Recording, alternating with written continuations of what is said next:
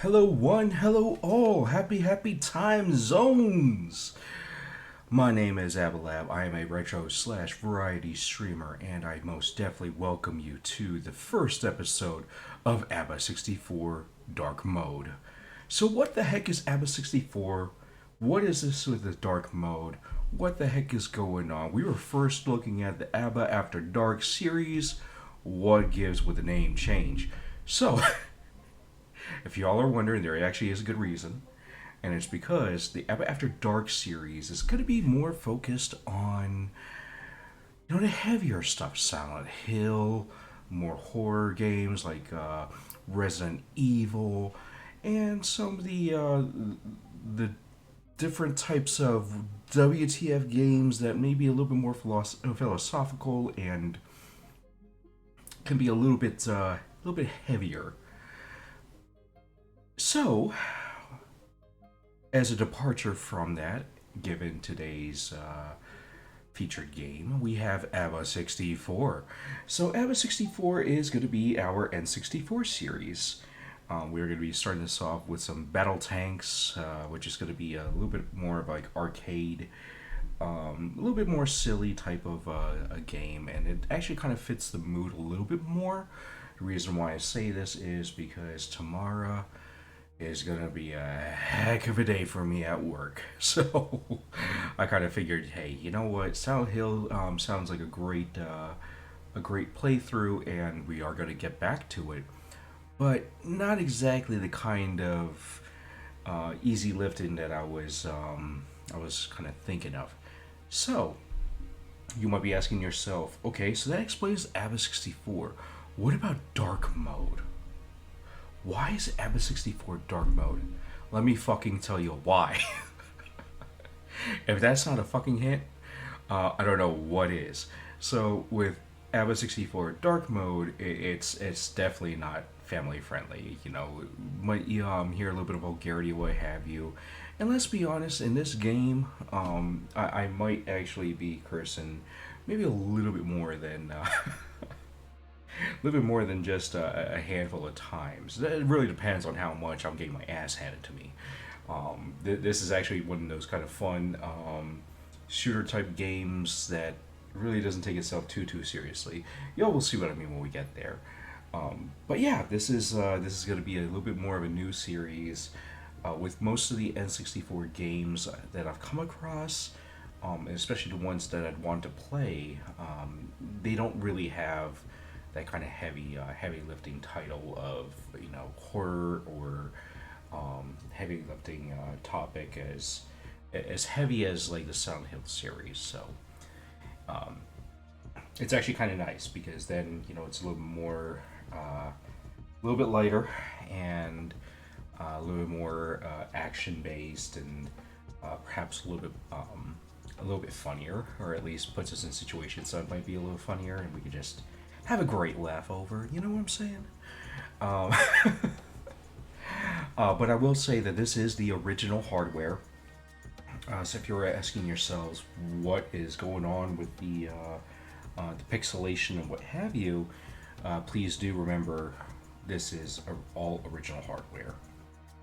I do want to say that right now we have a very short and slim library of N64 games. Right now we have BattleTanx, we have Hexen 64, we've got Ogre Battle 64, and of course we have Shadowgate from the or for the N64. Perfect Dark, I believe. Pretty sure I've got a copy around here someplace in my apartment, and potentially might have GoldenEye. Now, I do want to mention that with some of those other games I had mentioned, Perfect Dark, GoldenEye, we may actually have a guest commentator on in the coming weeks. And I say we might because it really depends on when we're going to do the stream.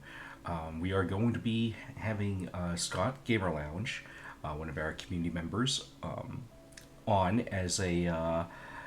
as a guest commentator, and I know that we were really planning on GoldenEye.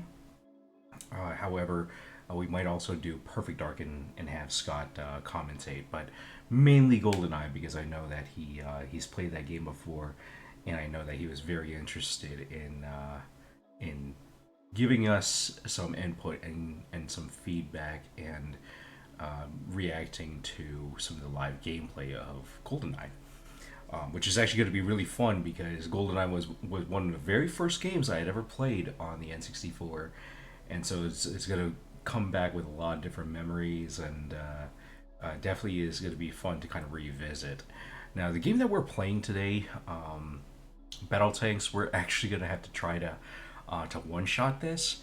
The reason why I say that is because in my excitement to purchase an N64 with a slight discount, I may have forgotten to purchase a memory card.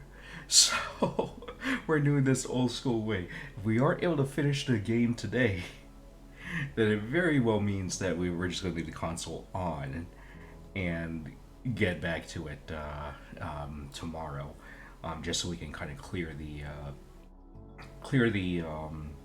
the game and to make sure that I don't have the console on the entire week, because it's going to take a bit longer for me to get my hands on a memory card. So it's going to be a little interesting. I haven't really played the N64 or used a controller in a while, so it's definitely going to be a learning or relearning experience, I would suppose, for me. But now that our countdown is done, let's switch on over and play some BattleTanx.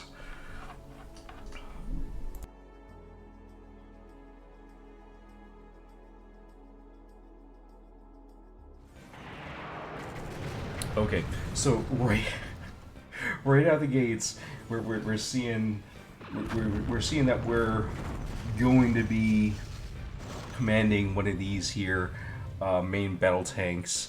I do have to like how this game really seriously does not take itself too seriously.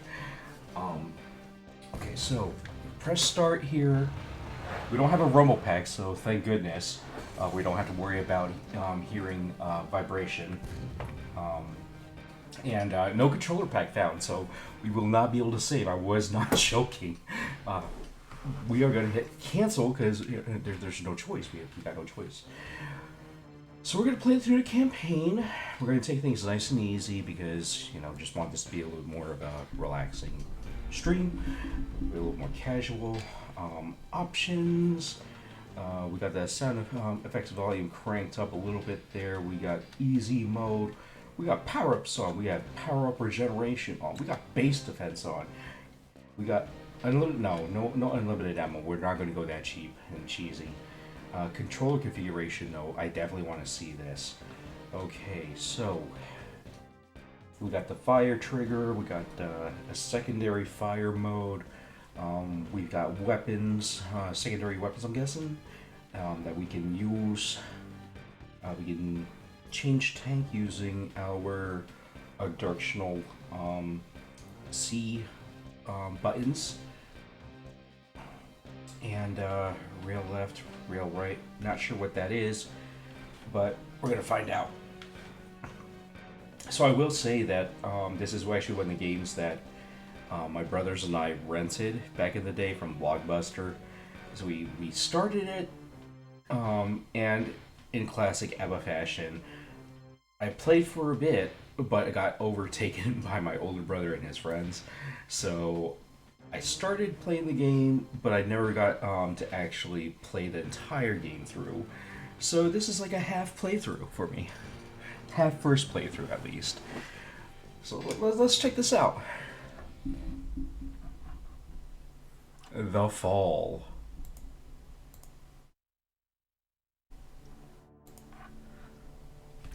January 3rd, 2001, a long time ago from now. The Center for Disease Control in Atlanta classifies a newly discovered virus as a level 4 hot agent, for which there are no vaccines or cures, and it's got a 99% fatality rate. Queens, New York, March 23rd. Madison, will you marry me? She said yes, guys! Government declares martial law. Washington, D.C. Damn, it looks pretty rough already. With female death rates increasing astronomically, the U.S. government declares martial law. Army and National Guard troops advance on all major cities, with orders to evacuate all females to secured quarantine zones in Northern California. Hashtag, why Northern California?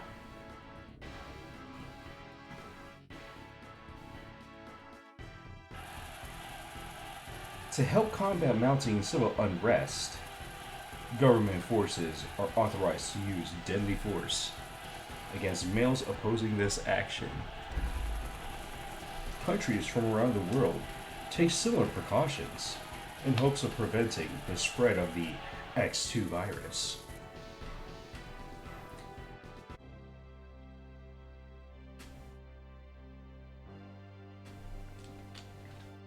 So literally less than a month,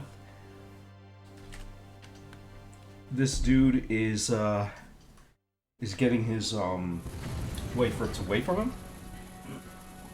Civil war erupts in America. Renegade units of the National Guard split ranks and mutiny, joining civilian forces and fracturing the chain of military command.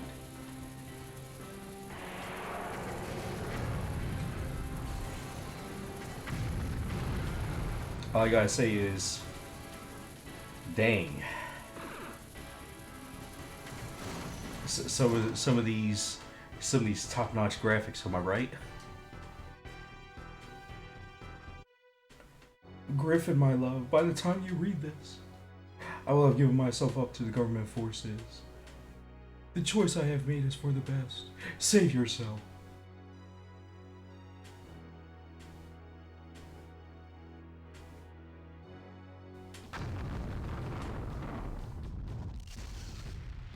Damn.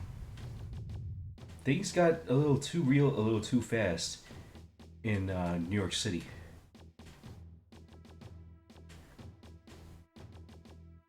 The aftermath.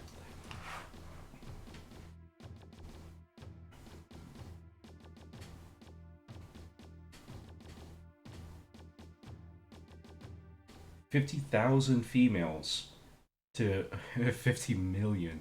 That's a heck of a imbalance. Civilization came to an end on May 6, 2001. The virus, having burned itself out, is no longer a threat. The remaining survivors of the devastation now face extinction because for every 1,000 males, there's only one female. Over time, the males begin to regroup and form tribal gangs who, without the influence of female guidance, have reverted back to their most primitive instinct: the will to survive.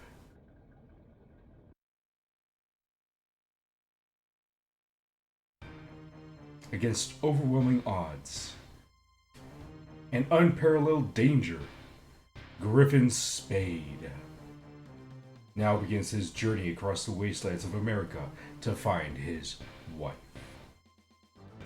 Hashtag, what would you die for?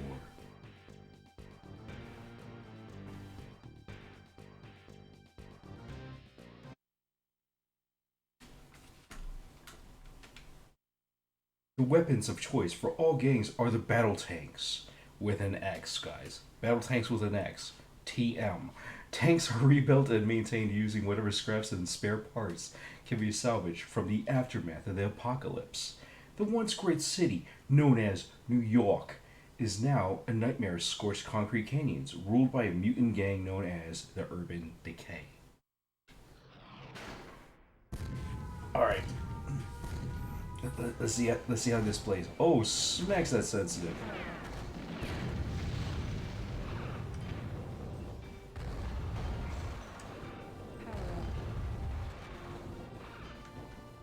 Bruh? Who's shooting at me? Oh. Oh, you want some?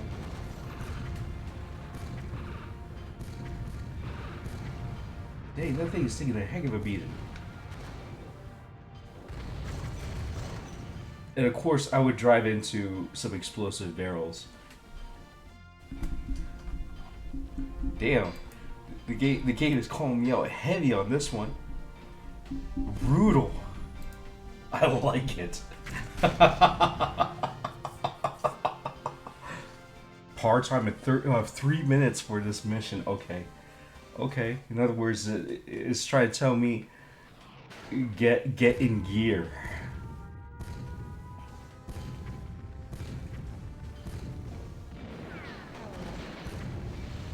Okay, now that we know that these barrels can go full explodey, we sure as hell are going to use them to our advantage.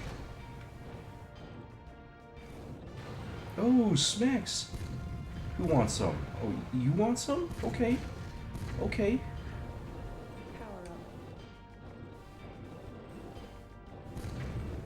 Who else? Who else out there wants some?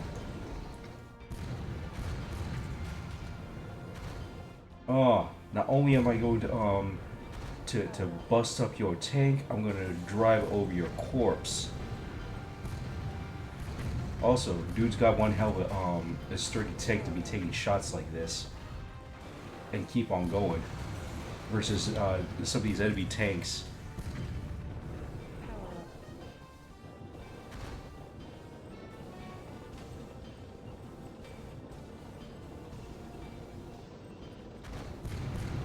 What's up, fam? How you feeling? Winner. Ground zero cleared. A minute 13. We got ourselves a bonus. I'm gonna guess that if we accumulate enough points, we actually get another tank or another life or some whatever they want to put in here. Having survived the Urban Decay's forces in Queens, Griffin now heads towards what remains of Manhattan. Griffin will need to cross through the Queens Midtown Tunnel, which is named No Man's Land because no man has ever crossed it and survived. How original. Also, why are these cop cars still going with their lights on like that? I don't know, but we go. Okay, who's shooting at? Oh, you want some? Okay. Can we fuck these up? No. Okay. Can we go through there? Well, yes! Okay. Do we have... We sure do. We got a massive way forward.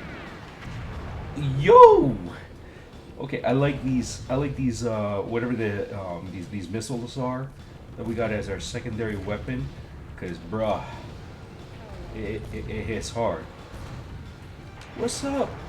How's it going, fam? Gotta reach out and touch someone, guys. With a tank shell.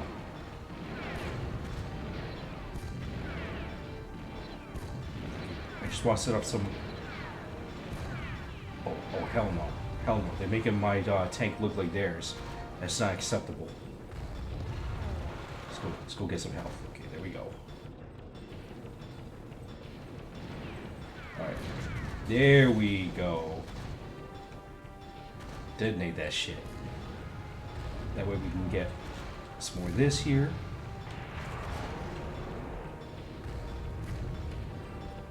No. There we go. Swarmers. Okay, I gotta remember that. We want as many of these freaking swarmer missiles. Because these are freaking sexy.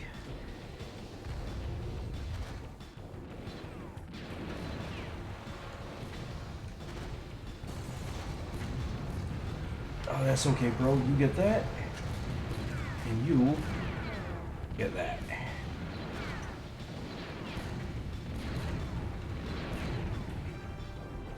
Point blank. That's what I'm talking about.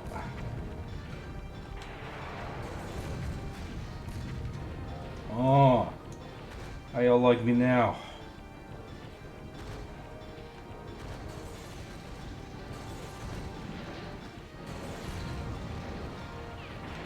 Oh, okay. They got those turret things.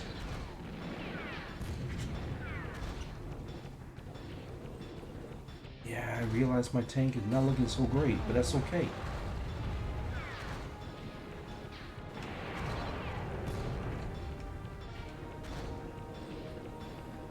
So I think I gotta go back to that main area. Go this ways.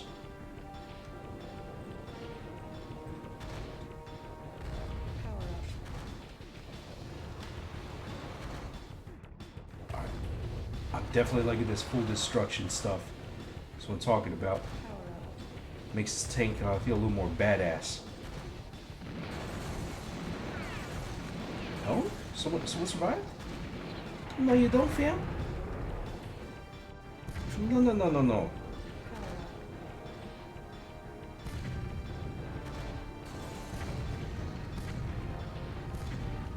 I'm gonna clear out a little path here. I made it through no man's land.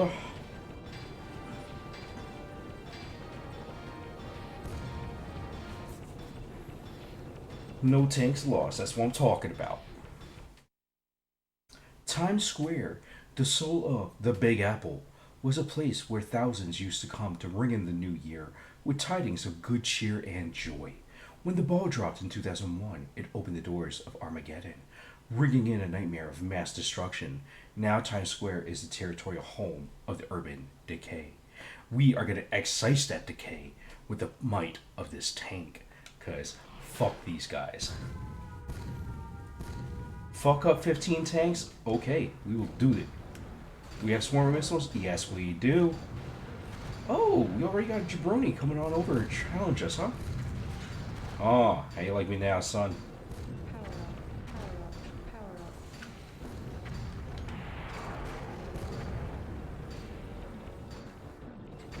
Fuck that dude.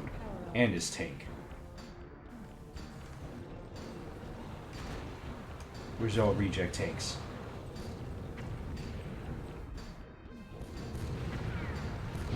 Okay.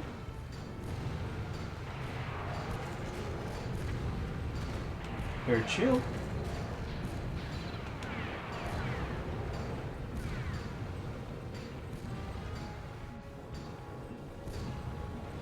Can we take one more hit with that? Okay.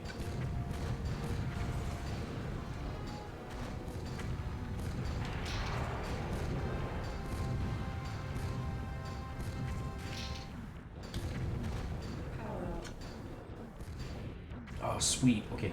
So if we pick up those stars that these enemies are dropping, looks like we get some health back.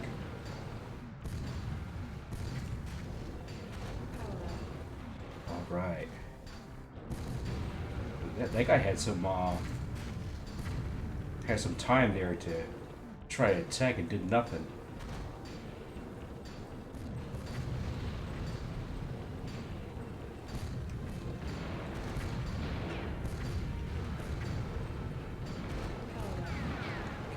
Tank, I like it.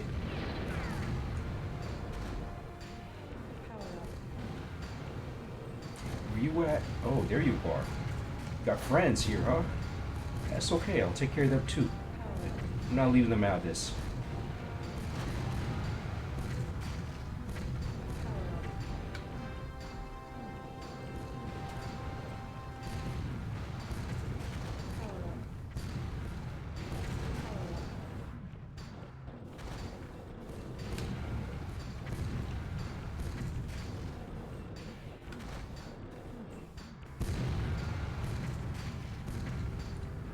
Alright, looks like mission complete.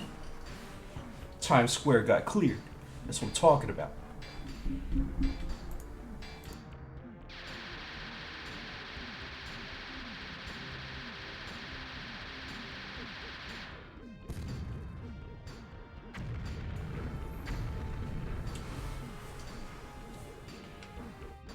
.5 minutes and it only took us 2 minutes 29 seconds.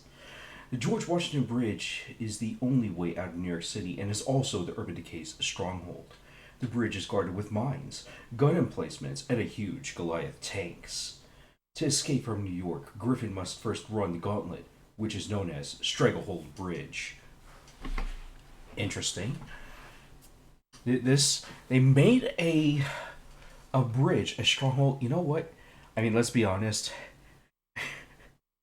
The realism in this game is not there at all. So we just I shouldn't be criticizing this.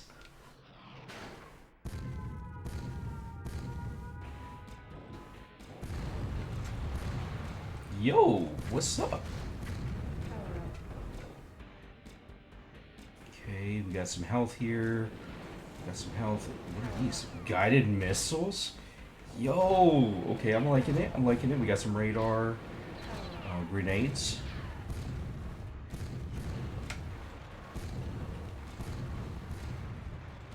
Okay, fam. Come here. Come here, son. I got this. This here shelf for you. It's got your name on it. We got swarmers. Okay. That's what I'm talking about.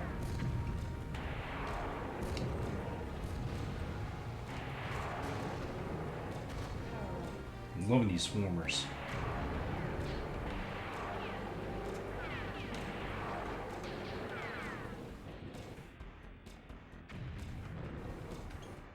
Okay. Yo, that's what I'm talking about.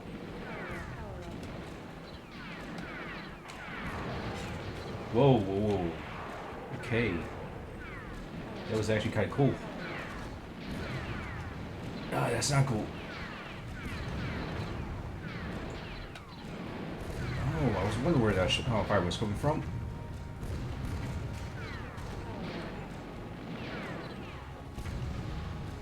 I'm gonna guess that they came from there.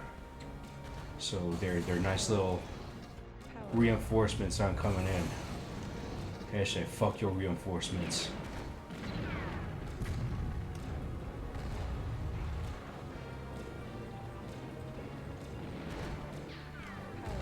Alright.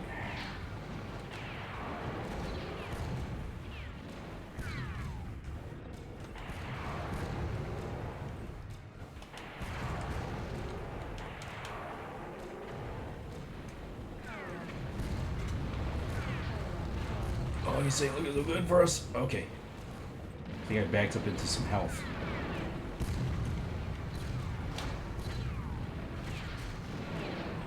Nice, very nice.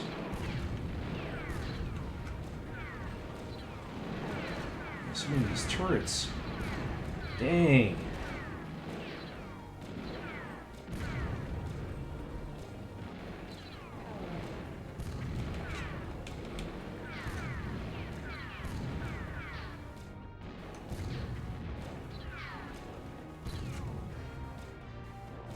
Anyone behind me too? Okay. This is actually kind of unexpected. You can go back and get some help though, because this tank has seen better days. Okay. I know I left some behind. Okay, there we go. We have another one. Sweet, we do. Okay.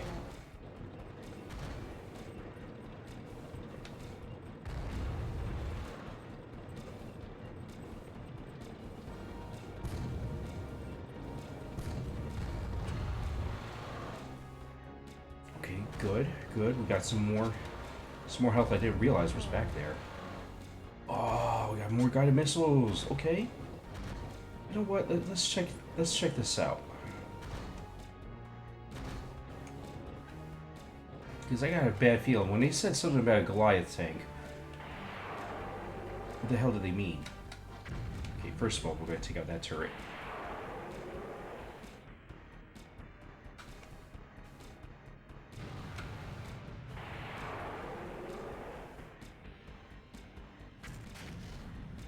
Wait. Is that gliding? Oh, smacks. Okay. Yeah, that looks like a big boy.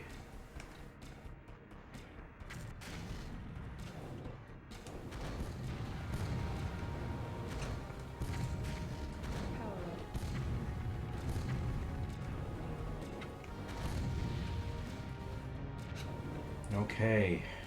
Nothing on radar. So I think we were able to kill it? Yes! Okay. That looked like a huge ass tank. I'm so glad that we didn't have to face that.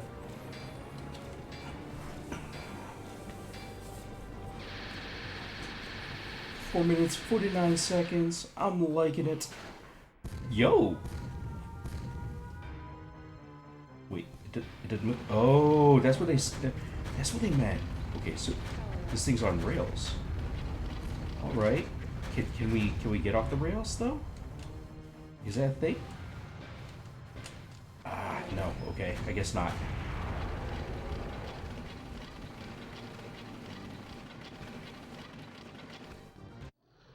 Wave 1 down. Keep going. Show these guys how it's done.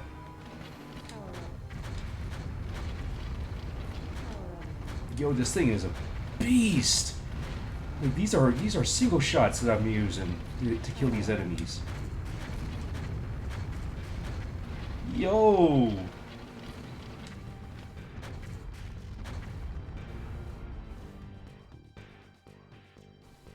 This thing is freaking awesome. Too bad we can't go off the rails with it though.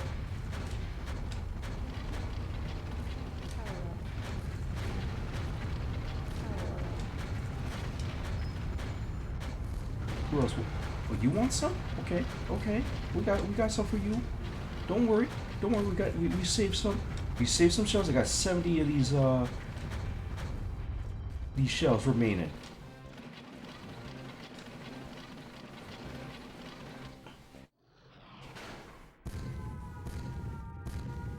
This game is so cheesy, but it's so good. Oh my gosh.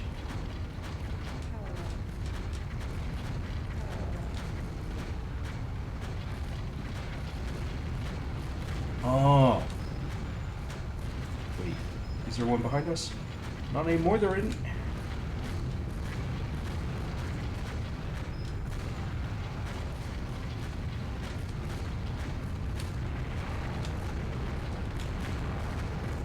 Yo!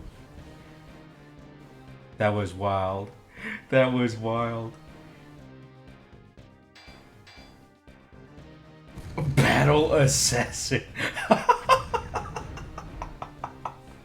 Yo, this is so bad, but this is so good. But this is so bad. But I love it. The Queen... Wait, Queen Lord?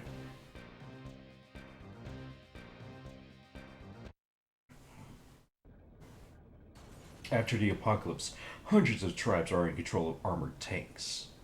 Some enter cities and simply claim territories. Others roam the wastelands like wolves in packs, searching for anything to scavenge or claim. These renegade gangs range from remnants of National Guard and Army troops to biker gangs who have turned in their wheels for treads, to cannibal mutant gangs searching for through the vast wastelands for their daily sustenance. Some tribes try to rebuild, while others only destroy. Damn! Renegade gangs now rule over the land that was once known as America. Brutal! In the end, women are the only thing standing between extinction and survival of the species. Women are treated as holy entities. Referred to as Queen Lords, they become the powerful leaders of the tribes. Tribes fortunate enough to have a queen guard her in a mighty fortress which is defended by massive Goliath tanks. Dang! With his escape from New York now complete, Griffin heads west, across the country's heartland. He has gained a small army of followers. These are ordinary men who share the same dream to someday be reunited with their lost loved ones. The roads through the heartland are ruled by a nightmare army of convicts and an insane asylum inmates known as the Psycho Brigade. Griffin's army must break through the Psycho Brigade's defenses, find their fortress, and destroy it. Griffin can then rescue their queen. Okay. Yeah, why not?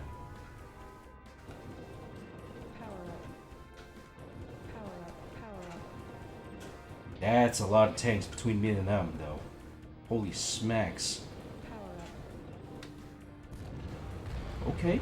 Okay, son.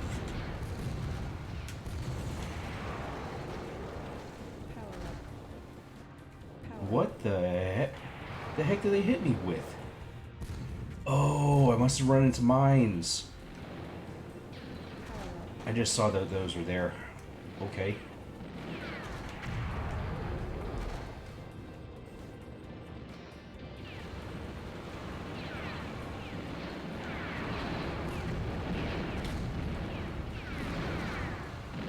Oh, dang. Okay. I'm sorry. Get their star. Uh-oh. No, don't run over that. Dang, these guys hit hard. Oh, got bonus tank. Yeah, that's what I'm talking about. Okay. Now we're looking a little bit better here, but still not in the best condition.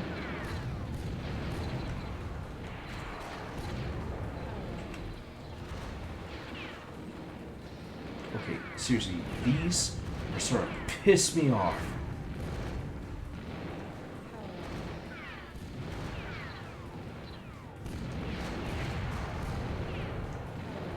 Okay, there we go.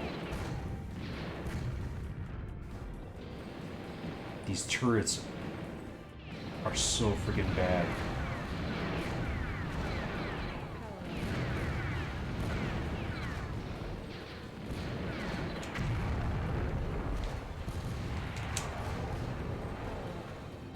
Give me your health. Okay. Oh, Smack's okay. Better chill with that, dude. Better chill with that. Okay, that's not good. There we go.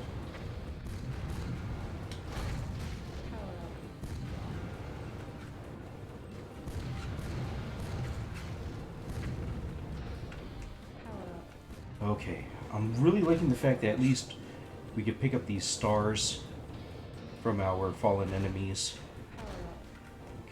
Got some ammo there. But I'm not liking the fact it seems like they're able to reinforce. I don't like that. Okay.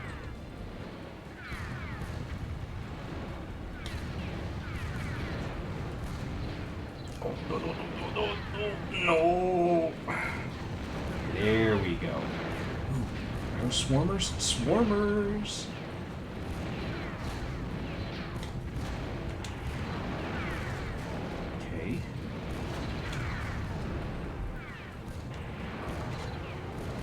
I wasted that one.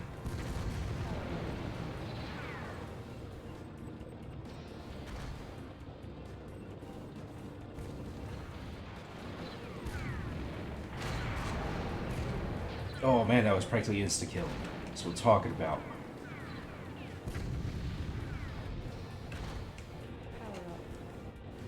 We got 350 shells. Oh, smacks. And... oh, sweet. I'm glad that we came back over this ways.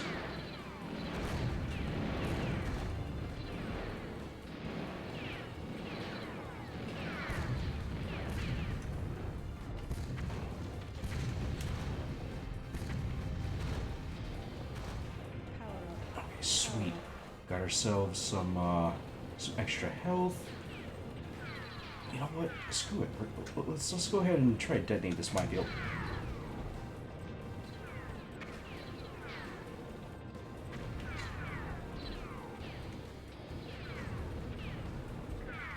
No?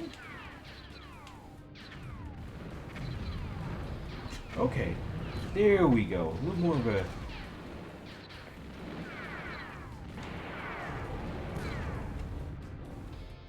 Okay, I don't know if I feel comfortable going through there, but we're going to go through here instead.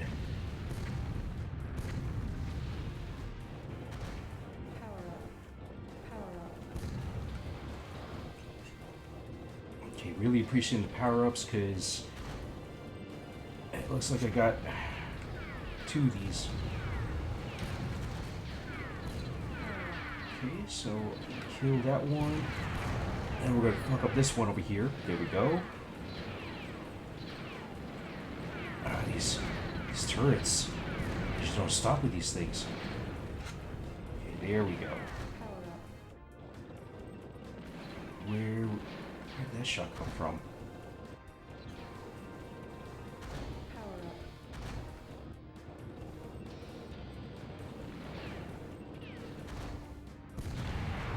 Yo, what's up, fam? How we doing?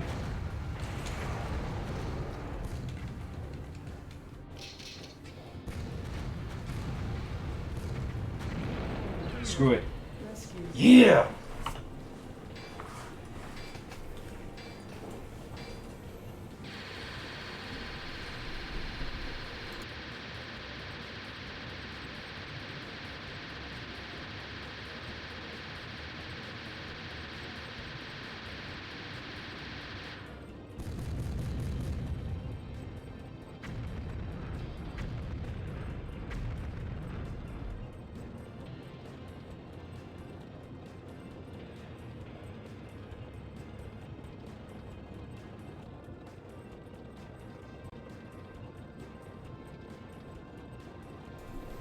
Alright.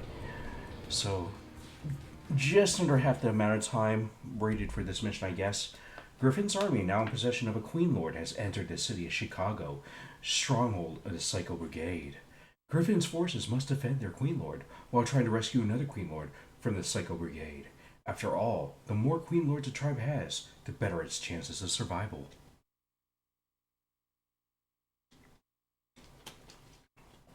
Interesting. Does that mean that we have our own like lot? We do. If this isn't just like a picture, but like the actual like loading screen or what have you, we have our own Goliath tank. Yo. Okay, I like it. I like it.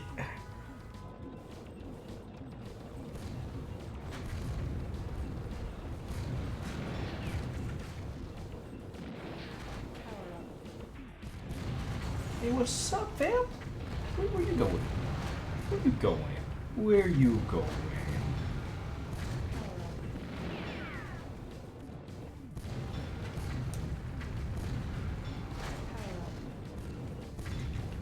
Yo, okay, these are upgraded. That turret just shot a freaking shell at me. That wasn't you know, just a machine gun. That was a full shell. Dude, what is that? Oh, another turret. Okay, never mind. Okay, like, what the heck kind of tank is that? Not a tank. Not a tank. Oh, so much destruction. Oh my god.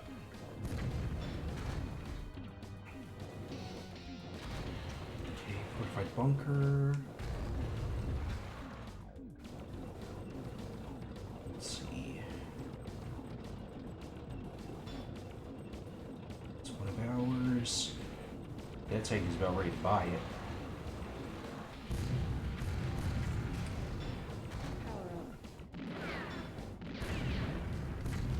There we go.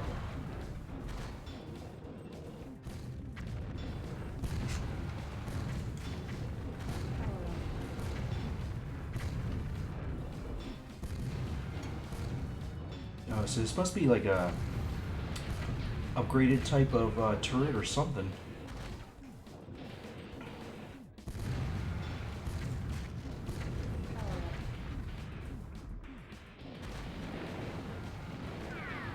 Oh dang.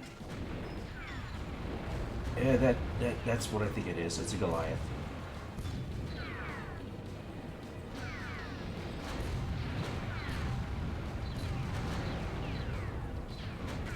Ah! Well, first time for us to get taken out.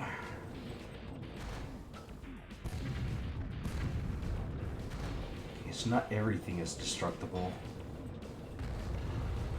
I guess anything that looks like it's worn out equipment can be taken down.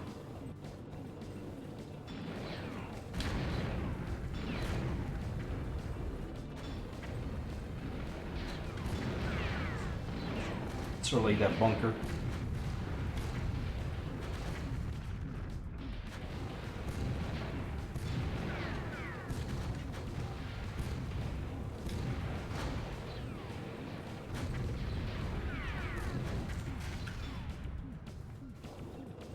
Okay, we made it pay though.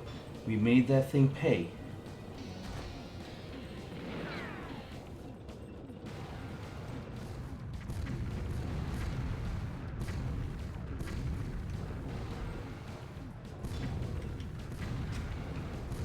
Dang, okay. This is a huge parking lot with, oh, Smacks has got another rocket turret. Or shell turret? Shell turret. There we go. Wipe that sucker out. And there's no way to the main road from there. Okay, there we go. Back on track. Oh, we were until... Okay, there we are. Back on track. Now, if that Goliath is still standing, it's going to just take one shot to go down.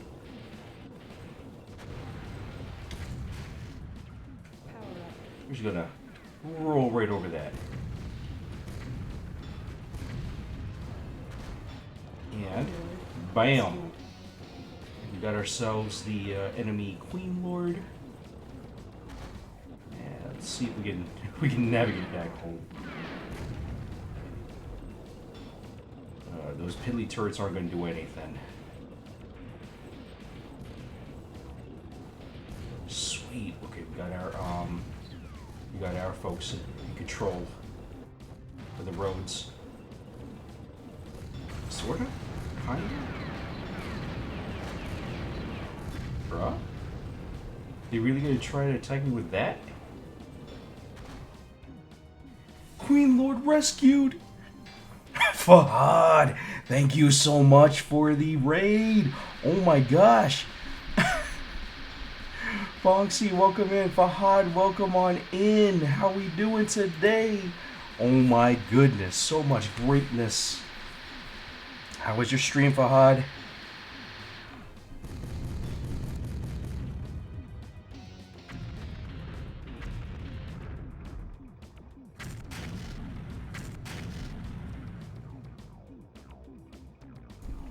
You were playing some Legend of Zelda Ocarina of Time.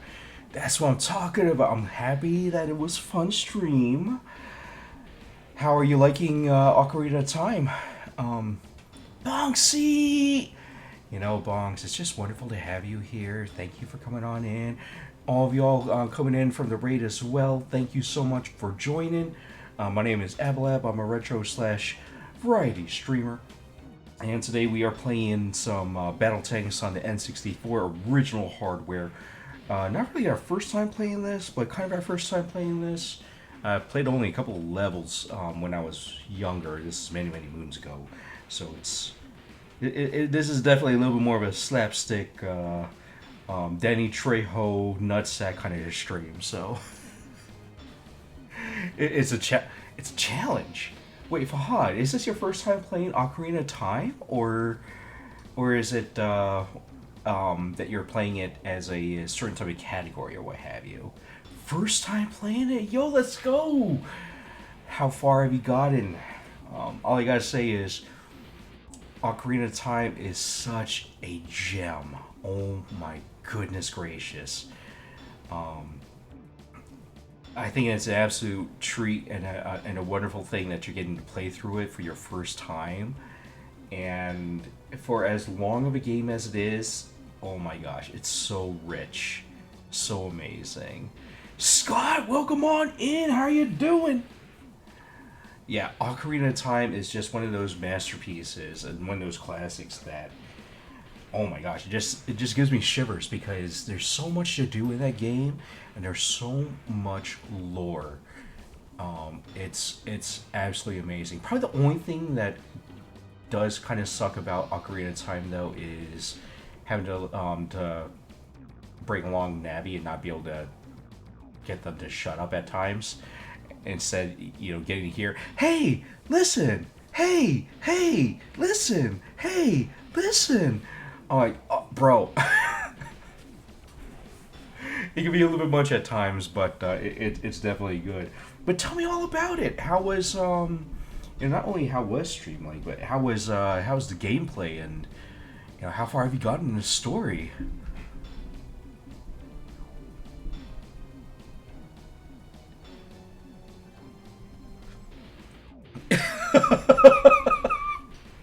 You hate Navi. Look, nobody likes Navi, because of the fact that she goes a little too extra. You know. Hey, let exactly gets shoved into a jar. Twitch mobile being stupid. I mean, it happens that way. It definitely does.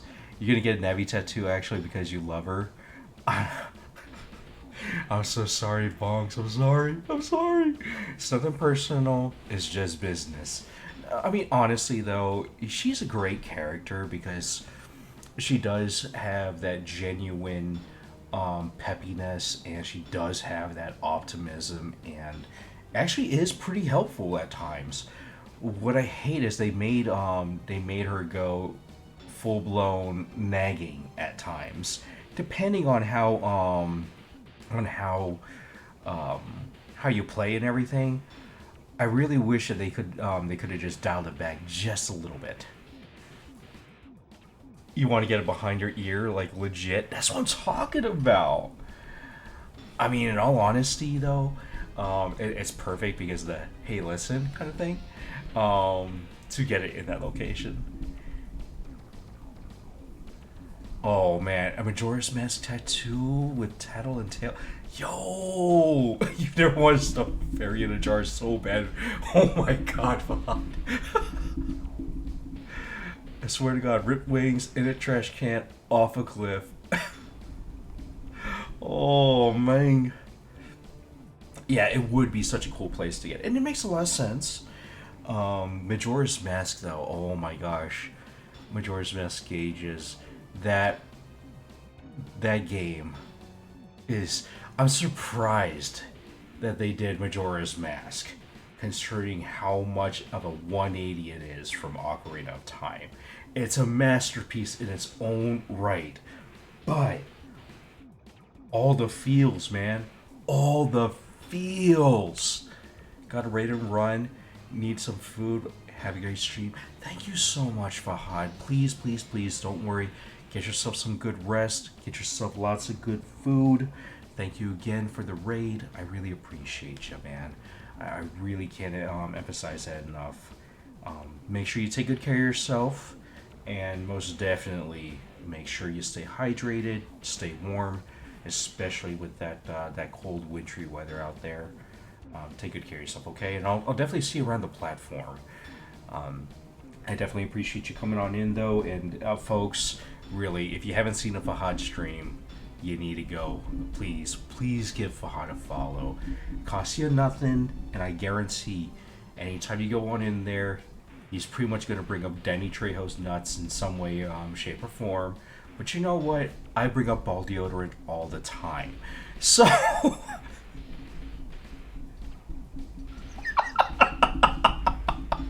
Look, Fahad, I'm trying to help you out here, man. I'm trying to help you. I'm trying to help you out. Fahad will grant you wishes on the power of Danny Trejo's nutsack.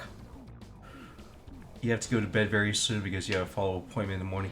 No worries, Bonks. Hopefully everything goes well.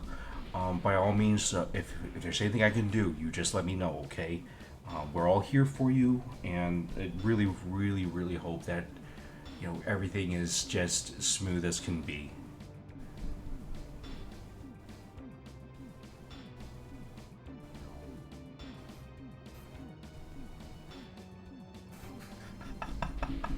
Yeah, yes, Fahad. Yes. Chris, you are cool. Okay, you are cool. Ah, Nightmare's one. Yeah. It's okay, Fahad. It's okay, cause you know what? You grant wishes on Denny Trejo's nutsack, and I hype up ball deodorant like no other. So,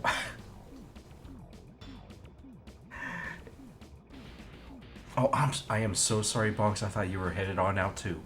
But yeah, please hang out, okay? Please feel free to hang out. Yes, Scott. Apparently, Denny Trejo's nutsack is able to grant powers like Randall. Oh my gosh, what are you doing? What are you doing? Fahad wants to leave and you're being bullied out. No, Bonks, please stay. Please. Please, Bonksy. Please. Pretty please. For me? Would you? Hang around, maybe? Possibly? Randall! Leroy! Wait a minute. What did I walk into?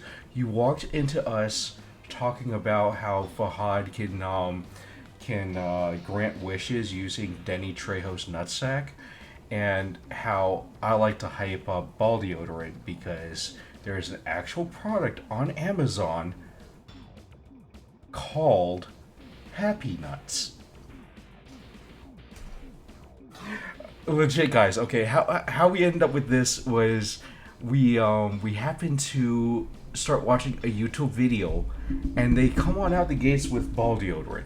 And I'm like, wait, am I really hearing this right? Like, did they really just say that there's a product called ball deodorant? So I had to look it up.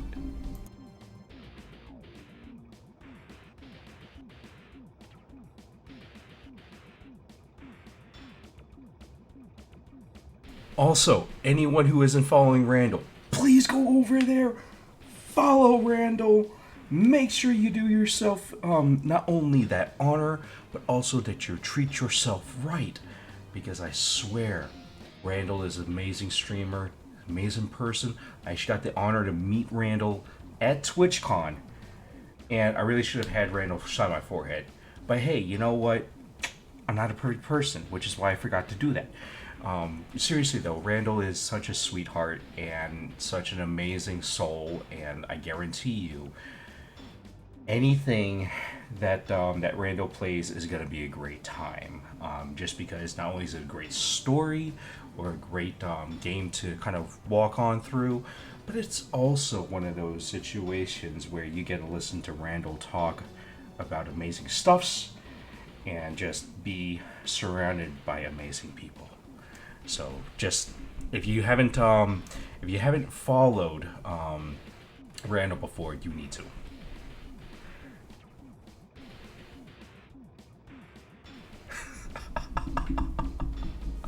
Sorry, not sorry to your raiders.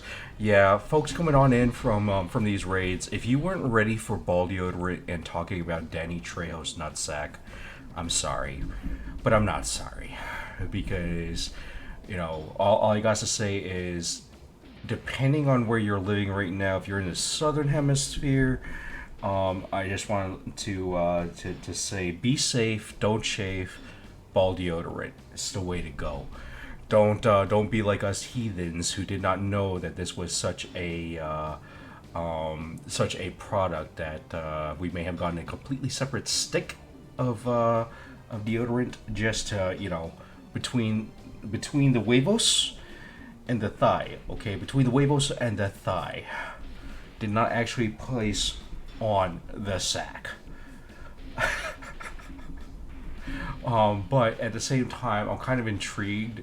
Like, I kind of want to purchase ball deodorant just to say that I got myself ball deodorant. I know it's a weird thing, but hey.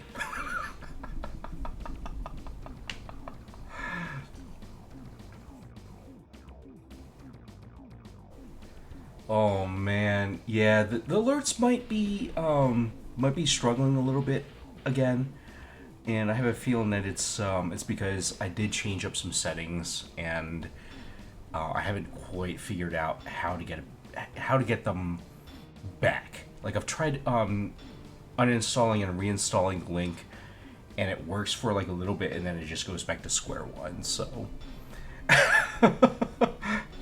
gremlins are notorious for breaking things. Obviously, no, no, it isn't, Bonks. You know, you may be a gremlin, or you may want to believe you're a gremlin. I will say though that you are a blessing. Isn't Dr. Squatch soap made for balls? You know, honestly, I don't know. I don't know that I've heard that product before, Scott. However, however, I wouldn't be surprised if they do have nut soap. So, I'm sorry, y'all. I'm so sorry. Stream went well. You played Telltale game. Back to the Future. Yo, let's go. How'd you like it? How you like it? Honestly, Randall, I got a little bit scared when you said Back to the Future game because I know it as an NES game, and that was not a good experience. I'm like, if you found yourself the emulator and the ROM for that, I'm so sorry.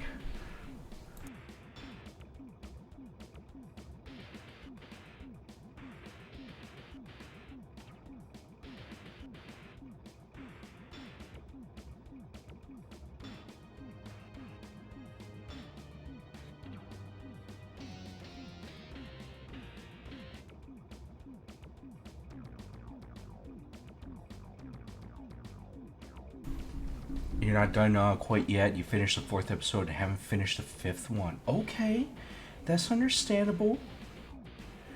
There is no such thing, Chris. But I will say that Chris Player is cool. No, Scott, no such thing will ever happen. Also, I haven't played ET. I've heard and I've seen the documentaries about ET, and I absolutely refuse to give that one a try. Uh, all I gotta say is, if it's so bad that they decided to bury it out in the middle of the desert, I am not unburying that mummy. No, not at all. But I will say though, Telltale games are so freaking good, so freaking top notch. So I'm glad that that you're playing it, Randall. And how is it so far? Like, are you having a great time with it? Um, do you think that it's something that that everyone should try out, or you know, what's your take? What's your take? I'm interested. I'm invested. Your friend played it, and people actually cheered when he bought. Oh my goodness! You know, all your friend had to do was literally go out to the middle of the desert and dig up some copies. Thankfully, you didn't get the unfortunate one that LJN was involved in. I know what they've done, but the one you're playing is the one that no one cannot play, unfortunately, because of how it's delisted from digital stores, and the only way to get it is a physical copy. Ah, gotcha. Yeah, the LJN one I think was on the NES, and I'll admit it was weird in so many ways, and it didn't make much sense. But it was kind of fun for the time. Getting physical copies of this particular game is really hard to get. I'd imagine as much, because it's once it goes out of production runs, and if it didn't really ever take off, then you really have a very limited number of physical copies left to try to tinker around with. You're sleepyhead, so you go now. Oh, Bonksy. Lots of good rest, okay? Sleep well. I hope everything goes well with the appointment. let me know how things go if you don't mind sharing, okay? I really do care, and I hope that everything is just, nothing but good news, you know? You've been playing the new Yakuza, Scott. It's a much shorter game, but you think it's kind of like a side game for the new one. Okay. Honestly, I think that that would be a very, very brilliant move for them to do, where it's sort of like, here's a little bit of a teaser of what we're gonna release, and kind of keep it in folks' mind that, hey, you got this game coming out soon. You get to use cool spy gadgets when you fight. One of them's a spider watch. You could actually yeet people with electro web like you can in Spider-Man games. Yo, that kind of reminds me a little bit of Splinter Cell Chaos Theory, with some of the cool gadgets you can kind of use. Except in Splinter Cell Chaos Theory, it's not a web so much as a electric foil that, or I'm sorry, you get a aluminum airfoil that you can use to knock people out, or you get the taser rounds that you can just boom and pss, pss.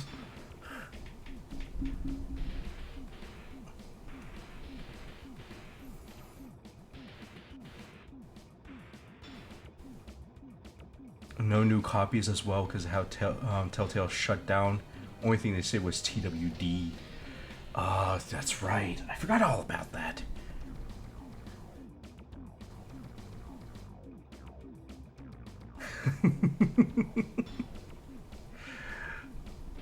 You played all the series and the other games around it, like Judgment and Yakuza.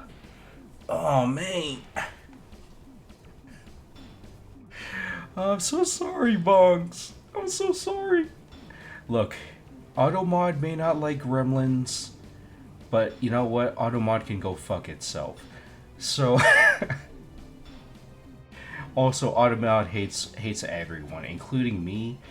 Sometimes it bullies even me, and I'm just like, bruh, why? Why?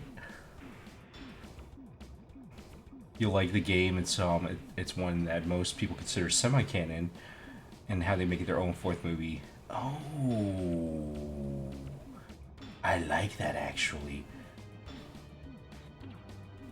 I honestly didn't realize that they even did that game, and there's so much more to that entire world that they could kind of spin more stories. It may not have to go like with Doc Brown and Marty, but they could still do a decent chunk, if you ask me.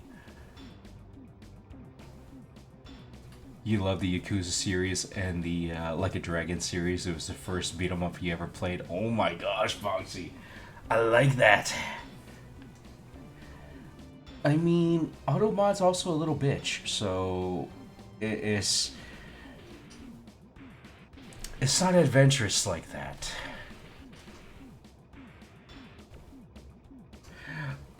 I'd say probably in like a week or so, possibly. I'll have to look at the calendar exactly. But yes, no, we are making this a thing, Scott, and absolutely, Bonks, you do have to drop on by for when we do the Scott commentator playthrough of either Perfect Dark or GoldenEye. More likely GoldenEye, because I mean it's gonna be so fucking hype. I can't. I'm getting excited just thinking about it, because honestly, GoldenEye was like one of the very first games I played on the N64. And so I'm just looking at like, yo, it's gonna be like a trip down memory lane, and it's also a classic. So I'm looking like, yeah, no, it's gonna be great times. I do have to say as well that y'all can absolutely give me a ton of shit over how I play GoldenEye, because I'm pretty sure I'm gonna suck at it. But that's okay. I mean, it couldn't be worse than the club.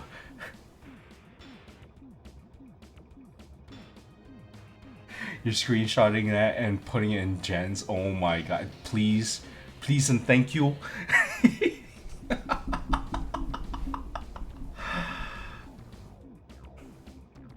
they did get Bob Gale, one of the co-writers and producer of the trilogy, to help out with the game. Yo, that's that's how you know, Randall, that it's gonna be not only a good entry but also really faithful to the series. Is when he can get one of the originals on like that.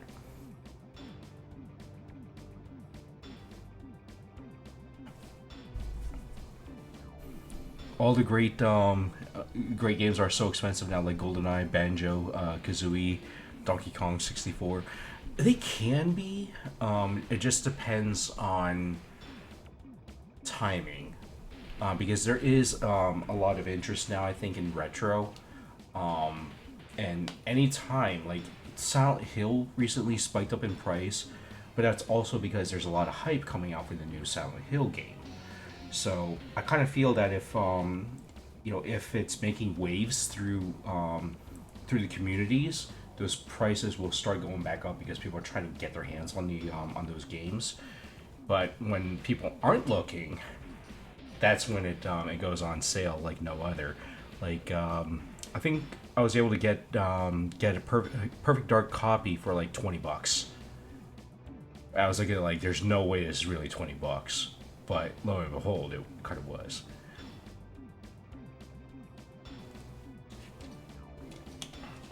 Tell your friends, Scott and Abba 2023. Scott and Abba 2023. Hide your kids. They're gonna be hearing all sorts of stuff people should not be hearing about.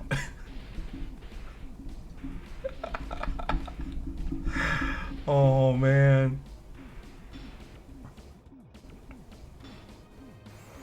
This is coming from your buddy with the store. Like a while back, 007 was 25 to 30. Now it's like 60 to 70. Exactly. And I had a feeling it's also because of the fact that they launched GoldenEye on the Switch, so it's kind of brought it back into that public eye. You know, that was gonna get me arrested. I don't know if we're gonna go that far with the shenanigans, but practically. You can have this child, she tried to draw kick you. Yo!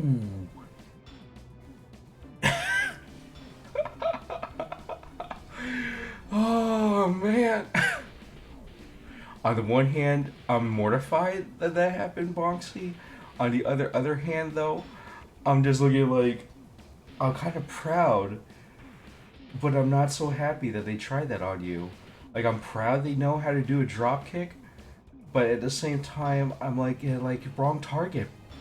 Wrong target, fam.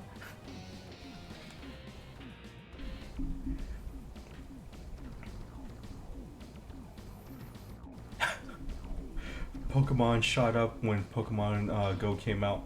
I mean, that's usually how it goes, though. Is people forget about some of these games, and something kind of wraps them back or pulls them back into the fold, and then all of a sudden you get this run on different games. But it's not necessarily a bad thing. I mean, honestly, I think if anything, it keeps a lot of the older games alive, and it's really nice to be able to connect those with the younger generation of gamers.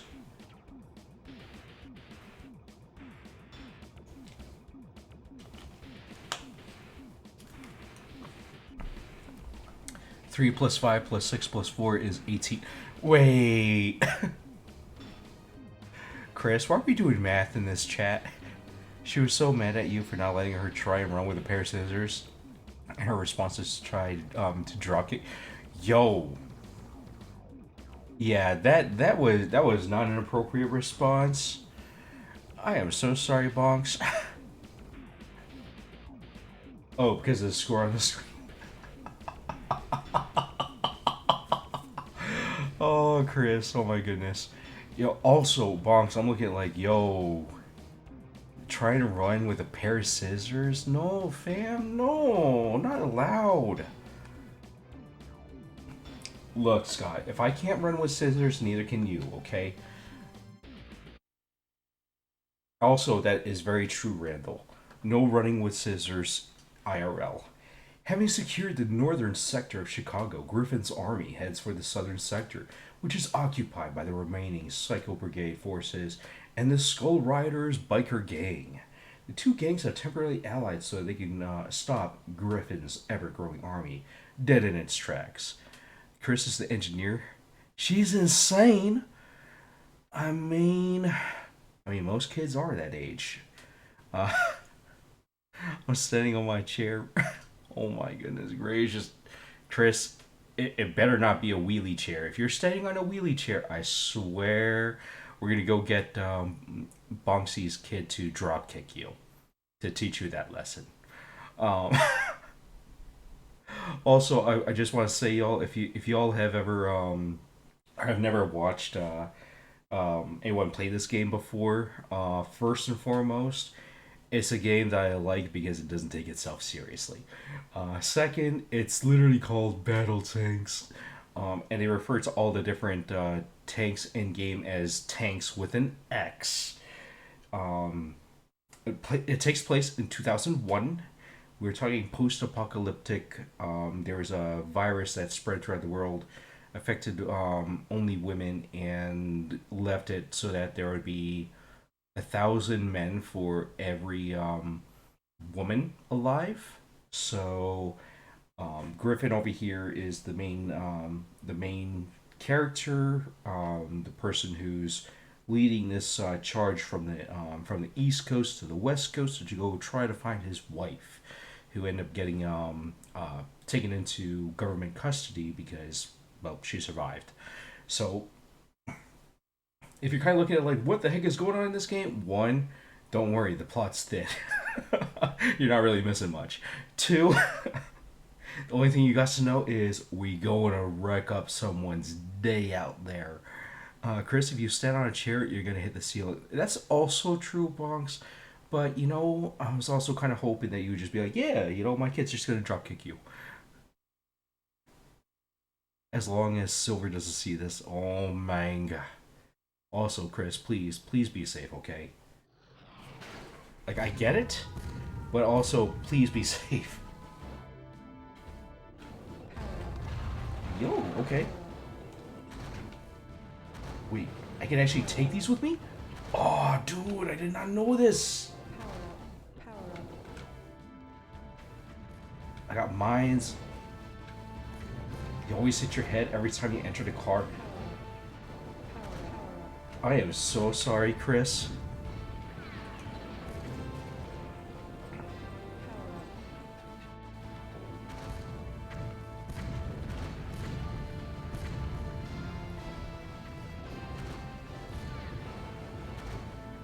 We're replacing KS with X. You're Bonksy from that one with an X.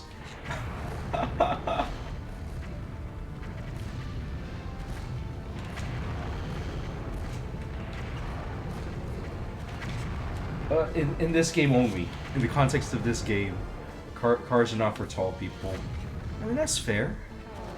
Meanwhile, you stand on a chair and still can't reach stuff. Yo, Bonks, I actually do feel your pain there. You'll text Silver right now. You have his phone number. Yo!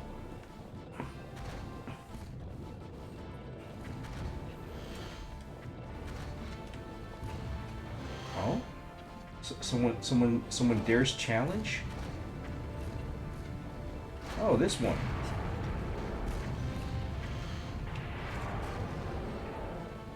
Okay.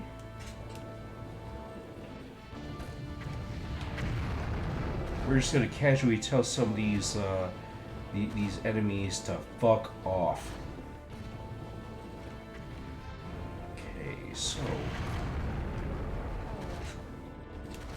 your average height, not tall enough to be a pro wrestler or enough for women, but not short enough for someone to make short jokes. You know what? I'm not really liking that, Scott.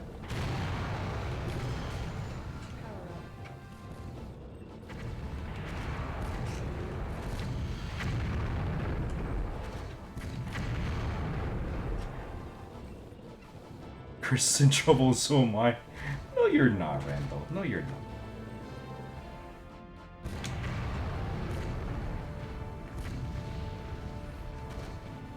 Okay, so we got our passenger, and let's see if we can. No, caltrops can't go through those. That's okay. We're gonna go through here instead. Okay. That's one person secured. You're short as hell as compared to others. Really though? Are you Bronx? How tall are you? Because if you're telling me that you're gen size, then I might believe you. But even then, I don't know that I believe you.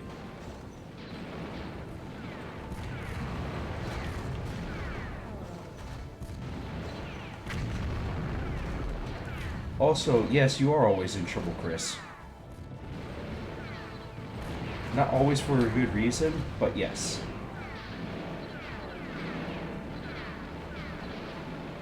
Okay, you know what?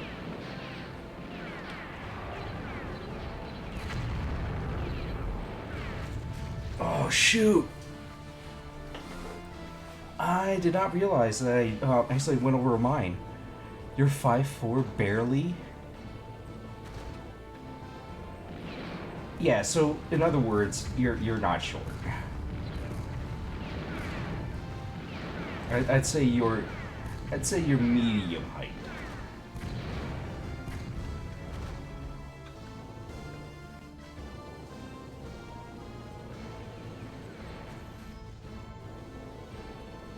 All right, let's go say hi to these mofos. Okay, seriously, you gotta stop with these turrets. These turrets are pissing me off.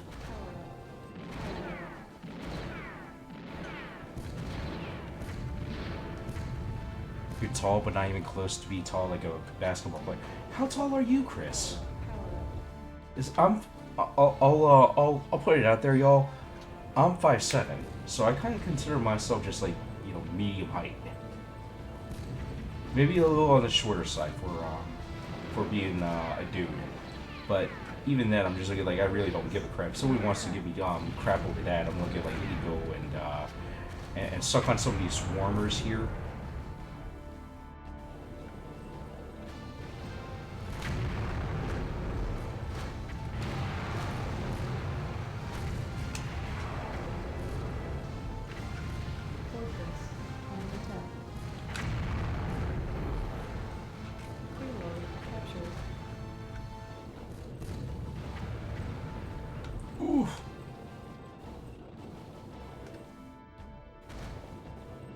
Oh, I thought we got there, Queen Lord. Okay, never mind. Okay, so we're gonna take this thing out. And then we go and get some revenge. Also, thank you so much for that, Chris. I really do appreciate that. I don't always play, like, the most popular, retro games, but they certainly are, they can be fun. We're just gonna strafe, not really strafe, but we're gonna swerve a little bit here. Try to avoid taking some of that fire, since our tank here is pretty wrecked.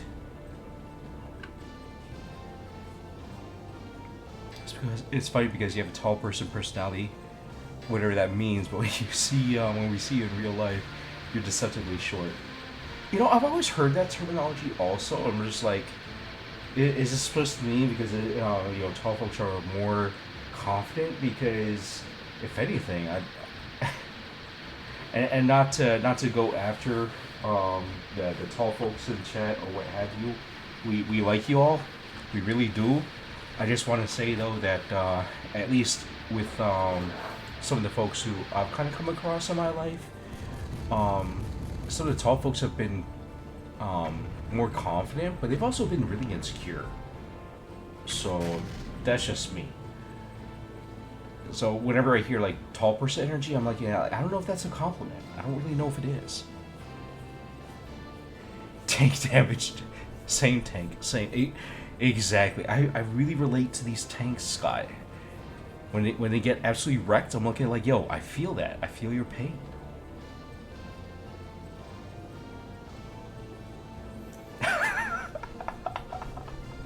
Bonks, are you really gonna give Jen the extra half there? Like 5'1.5"?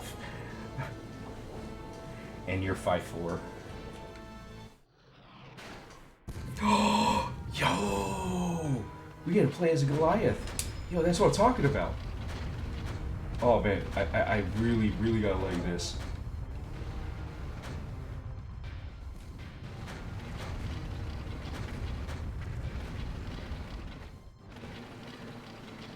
This thing is a beast, y'all. Oh.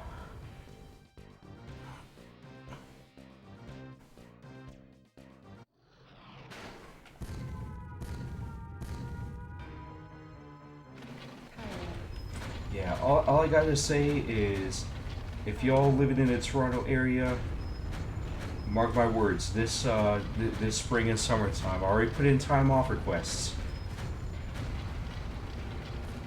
We gonna be in the area. Make sure y'all's let me know.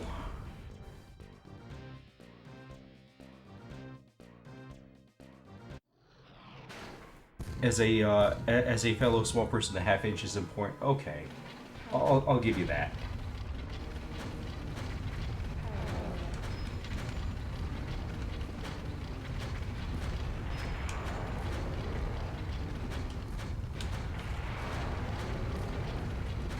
You know what they say about guys with big cannons? I have no idea what they say about guys with big cannons. What do they say?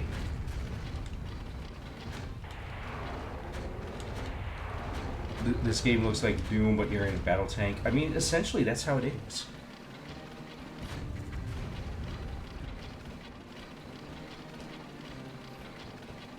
It's easier to convict them of war crimes.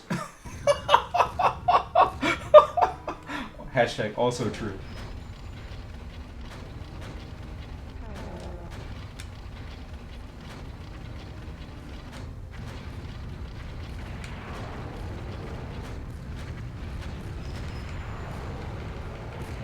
Oh.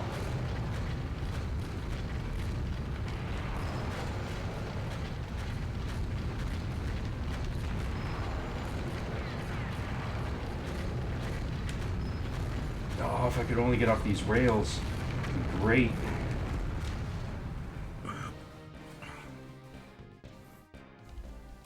It would be a fun ride if a tank could go side to side that fast. It really would be.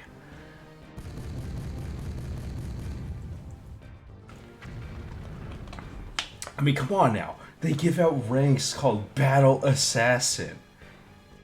That's badass, yo. 1000% badass. You actually went to a tank museum for your buddy's bachelor party and got to climb on and go inside some tanks. All I gotta say, Scott, is that's when you're super grateful that you're average height. You have to sleep though and get rested for the appointment in the morning. Have a great night, Bonksy. Make sure you get yourself lots of good sleep, sweet dreams. I hope everything goes well with the appointment. Keep us in the loop. You know we're here for you.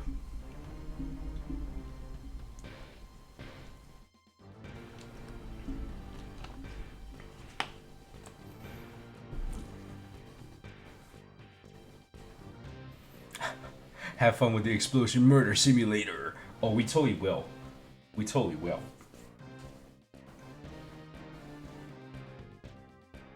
Yeah, it's funny though, Scott, because I always think about like the old Sherman tanks or what have you, or even the more modernized types of tanks.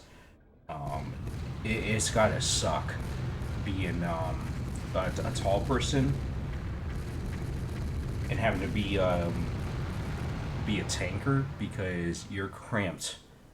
You are absolutely cramped into this low profile tank. That a bonk says leave we could talk. How cool is that?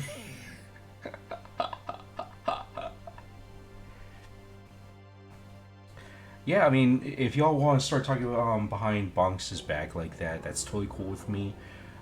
Because they are just that freaking awesome.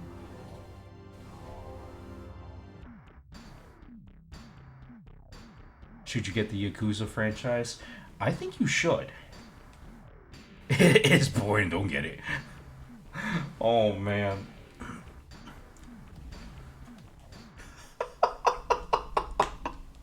I had a feeling that was gonna happen.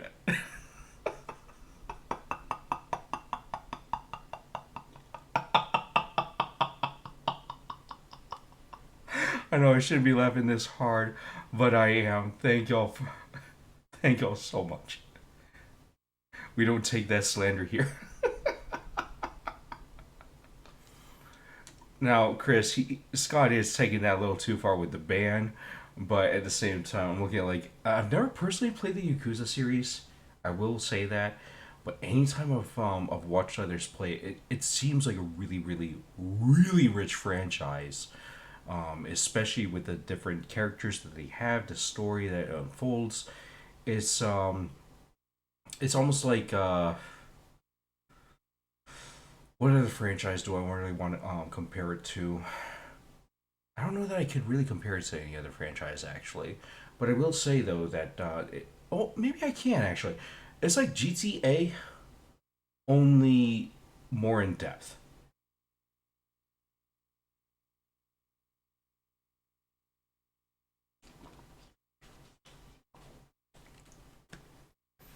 It looks close to how Chris almost self-deprecated. Oh man. Driven by his visions, Griffin pushes his mechanized army forward, deeper into the dangers that occupy the West. Griffin's army must break through the defenses of the mech maniacs Charlie Company and the Nuclear Knights, who guard a stretch of road known as Armageddon Highway. It's a game with a rich story. It doesn't take itself too seriously. If you like beat 'em up adventure games with lots of side missions, go for it. But once you've beaten one or two games, you're down the rabbit hole. That's actually probably the best way that I would put it too, Scott. That's extremely accurate. Um, it does have itself a lot of great gameplay, and it is very much very rich. It's rich, but it doesn't take itself so serious that you're just looking like, oh my gosh, like this is just way too overpowering. I think the fact that they do take things a little bit more lightly helps to balance out that game greatly. We gotta cross the highway. Like a scene in the news game actually made you almost tear up. Dang. Yo, what the heck happened? I don't even know. I don't even know what the heck happened there. Like, legit don't know what the heck happened. I didn't think I landed on mine.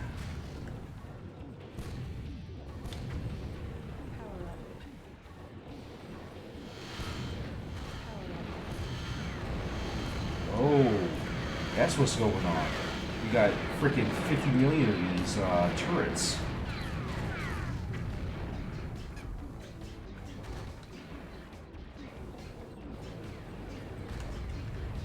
Okay, screw it.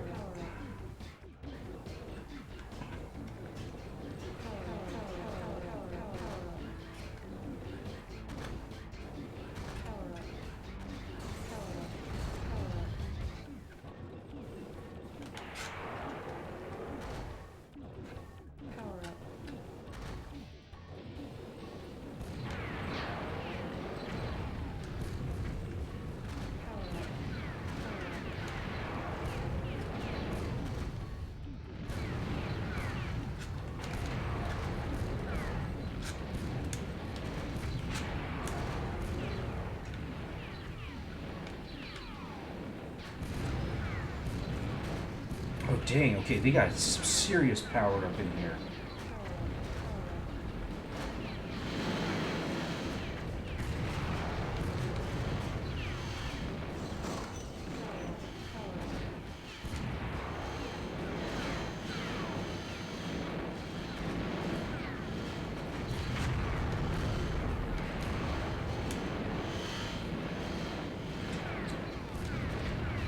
these enemies best chill.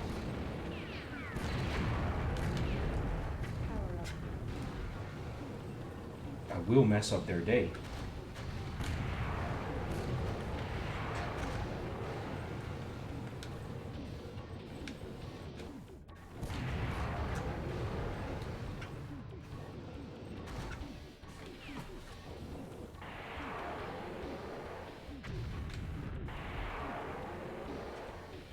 Oh, shoot.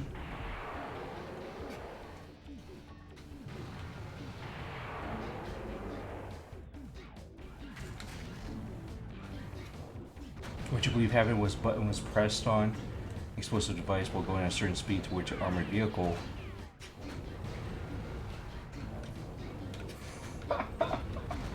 That's a very interesting analysis there.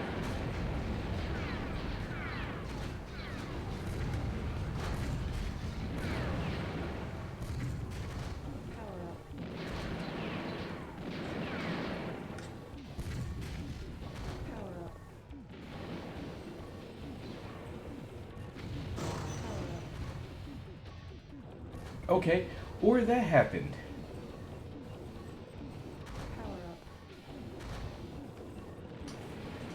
Where I went through a, this is your observation from an outside perspective. I mean, to be honest, I think what ended up happening, to my, oh, smacks, okay. I think what ended up happening to my tank was I actually crashed into a gas station. I'm like, oh, that kind of makes sense as to why my tank got wrecked so quickly. Like, essentially one-shot kill.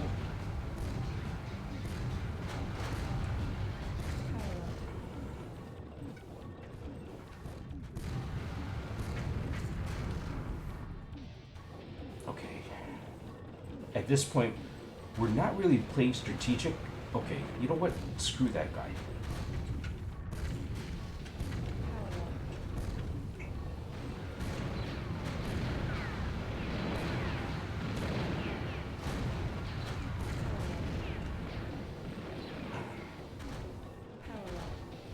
Okay, we got ammo. I'm liking it.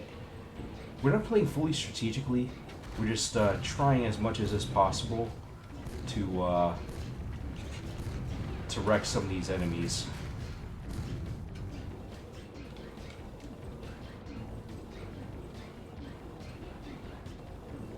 Even if that means we gotta lose some of our tanks. Especially these guys.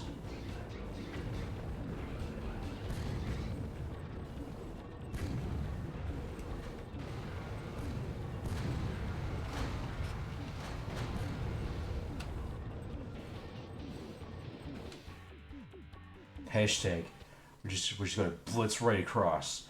Having made it across Armageddon Highway, Griffin's mighty army finds the top-secret military base, known as Area 51.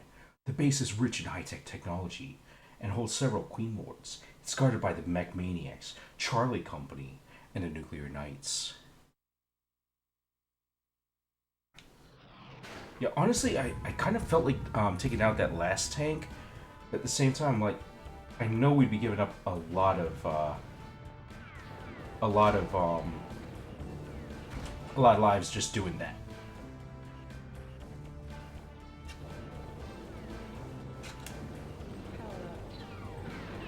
Let's see here. Those might actually be ours, so we're gonna engage them. However, we are going to screw these guys over bad.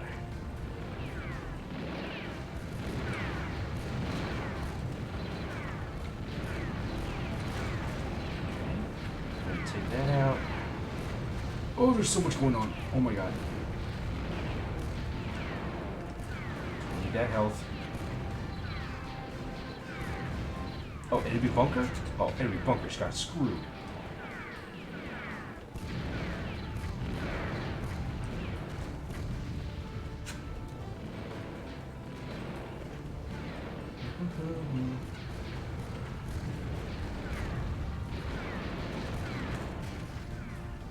died right next to the health. That sucked.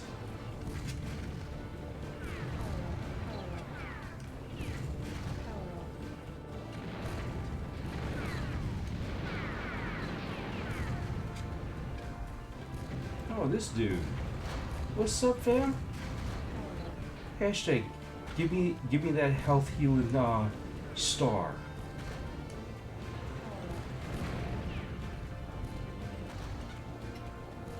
Okay, so we've got 3 different enemy encampments. Let's see if we can take this one first.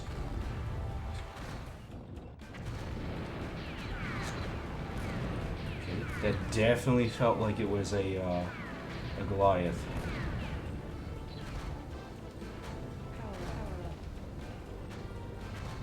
Yep, it was.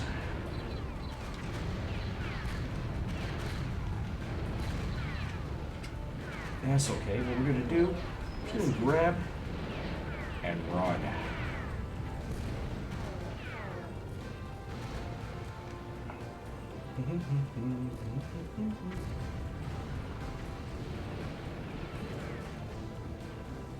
I'm gonna drive around with this hoopty looking tank.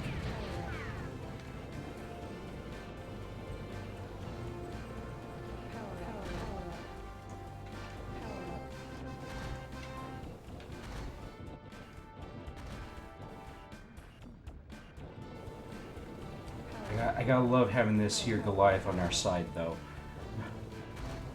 Grab it right just like your dad did with the mount. Oh, that's messed up. Hashtag, I like it.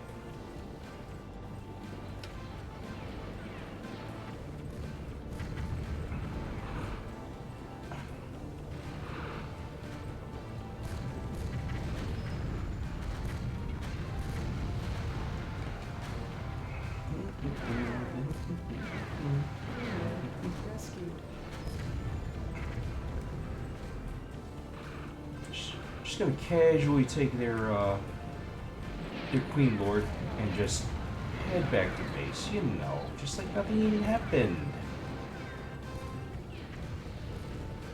All I gotta say also is the fact that these buildings are still standing is great. Because without those, I'm pretty sure those Goliaths could hit us so hard, it's not even funny. Okay, so we gotta go over for one more. I'm pretty sure that those Goliaths have some serious range to them.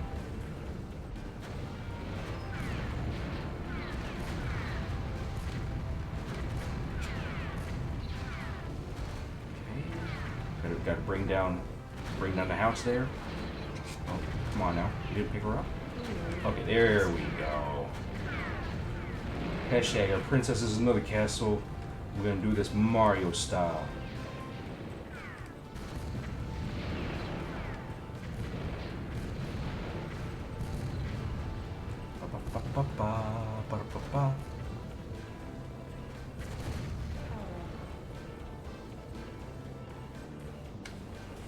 Victory!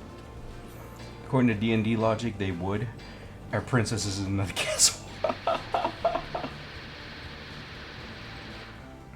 Yeah, I was not liking the fact that those buildings were getting leveled that quickly, because if a Goliath takes a shot at me, and it misses, it's gonna hit something else out there, and it's pretty much gonna one-shot it.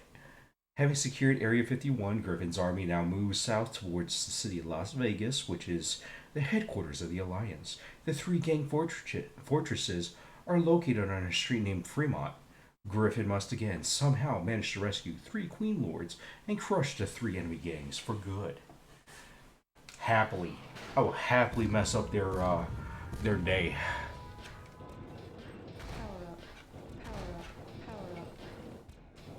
I also like that we actually have some pretty decent munitions on our part.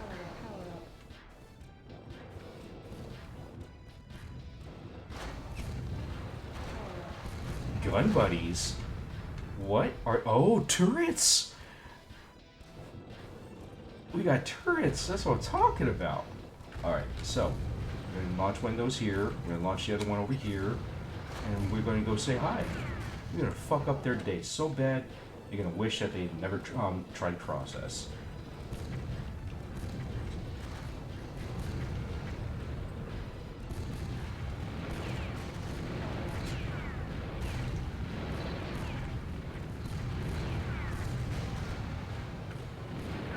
Every time I kill one of these enemies, they drop these stars. Got the boom boom, the pew pew, exactly. Exactly.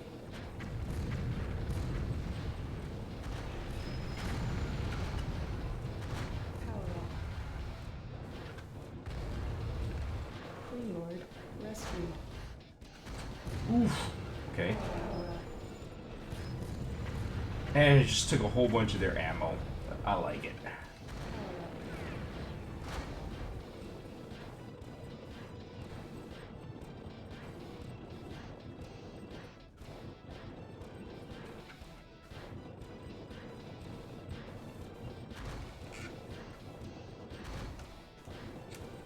Okay, that's one. Now we just got to go for the other two here. Okay, this tank would get out of my way. Bruh. Same team. Same team.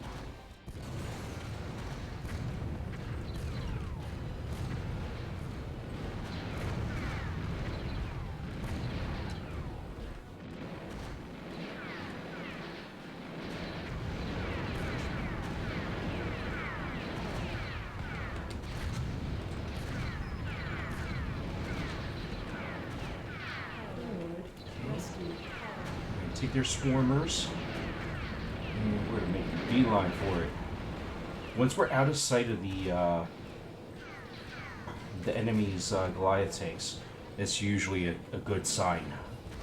Is those things can easily sap away our health.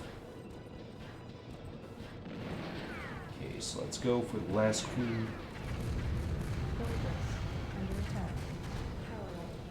Oh, I feel bad for whichever sucker just tried to take our Goliath tank on.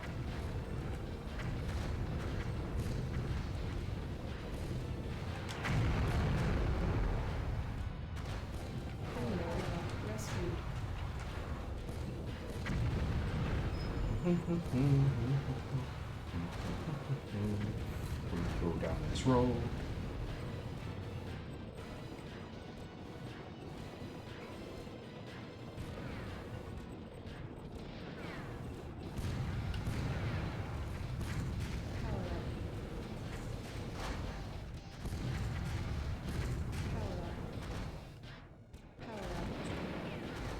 Oh, so many dead tanks. So many dead. Those graphics, such beautiful women. Exactly.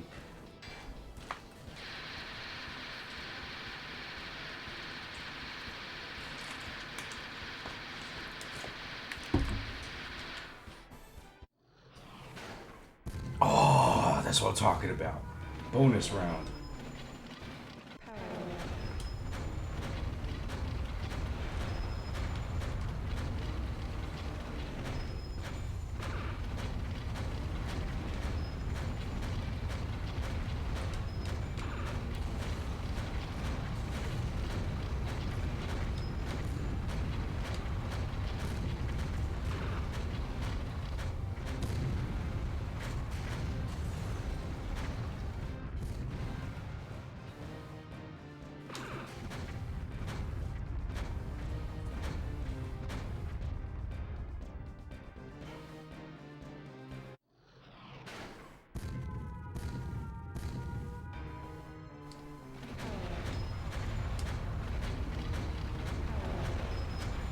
Since we have infinite ammo, we're just gonna go ham.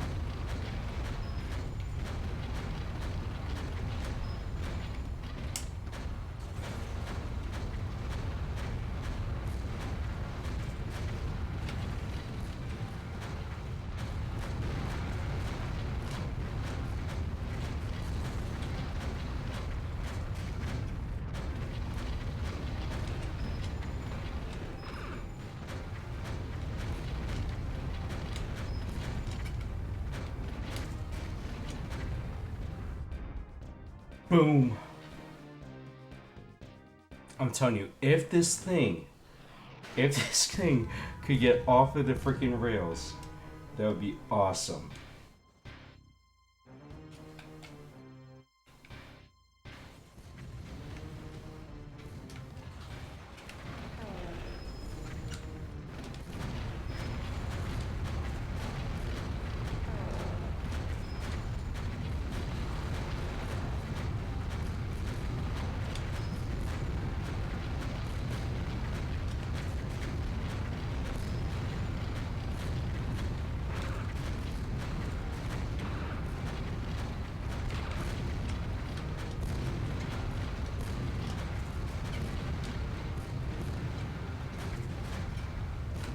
Okay, 2, 1.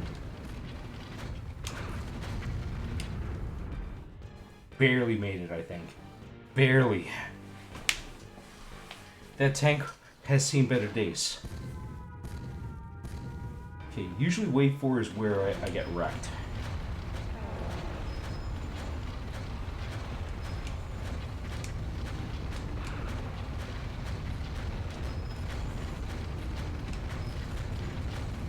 Okay, so far so good.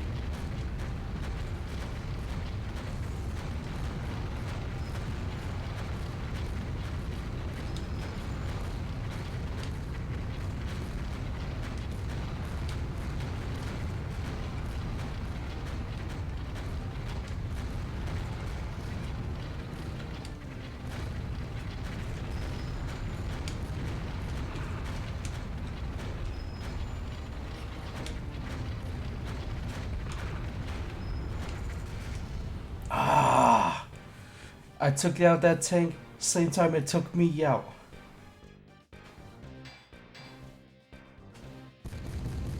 I wonder how many waves there are. Hashtag one of these days we might find out. One of these days.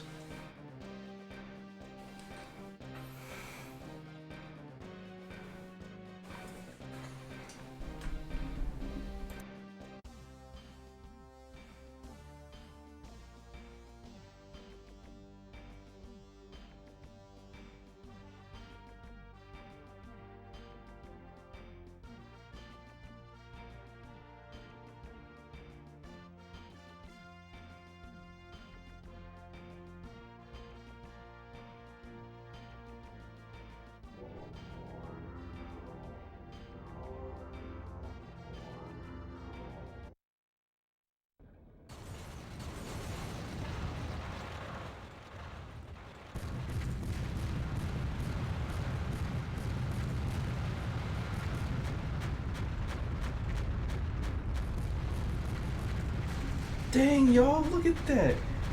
Look at that, the absolute destruction. Wish someone would take you out. We're taking them out in a completely different way. This Dark Alliance needs to get their ass handed to them. The Dark Angels. Griffin and his army prepared to cross the Crimson Gate Bridge. The famous bridge has been renamed by the Dark Angels because of the torrents of blood spilled on it by defeated invading enemies. The bridge is the only way in or out of the city. You're okay with that too? No, Scott.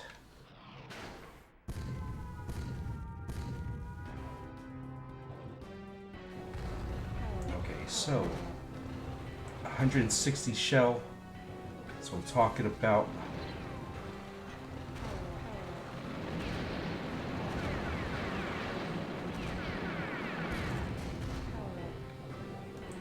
We gonna make this bridge crimson for the enemies that we are going to be taking on out, like this asshole.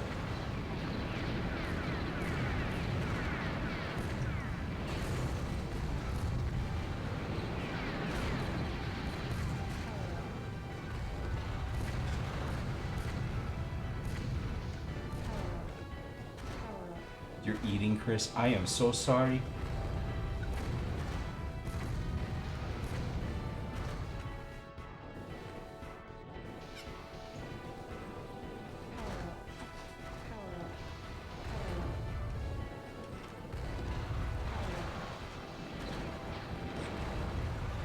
So, you got this side bunker, which we can't cut off. That's okay though. Okay, almost ran into that mine.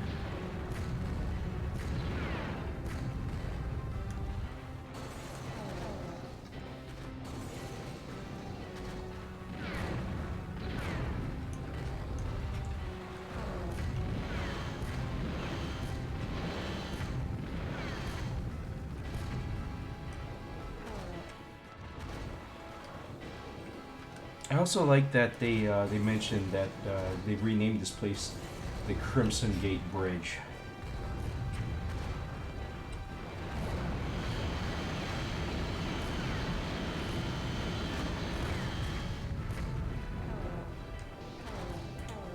You got yourself some Cheerios. That's what I'm talking about.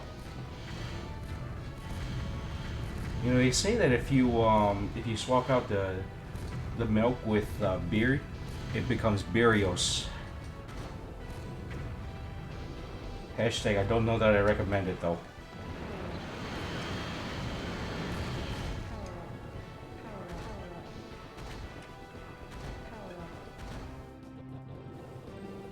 Ooh, I have the ability to go zap zap now.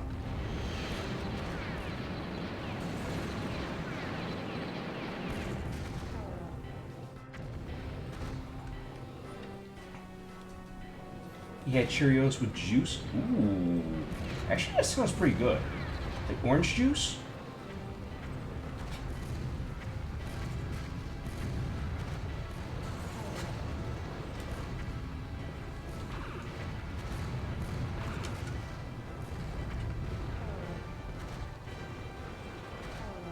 Okay, we got guided missiles.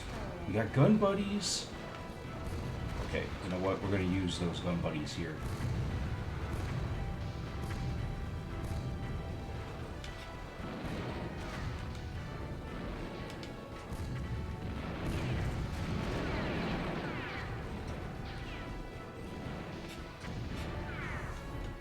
Yeah, with banana. Ooh.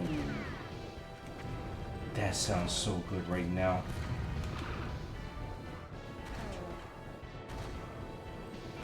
Yeah, I've always liked Cheerios with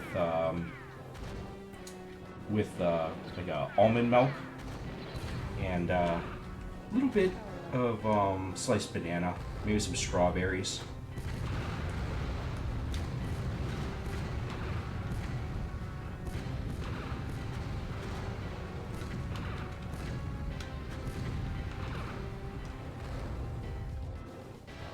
Jeez, no wonder why they call this thing the freaking Crimson Bridge.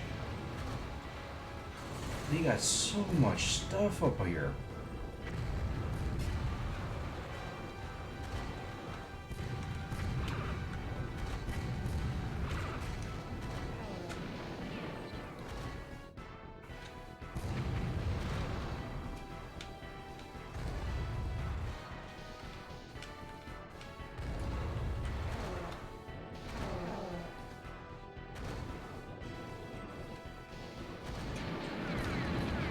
Nice for us to drive into a freaking minefield like that.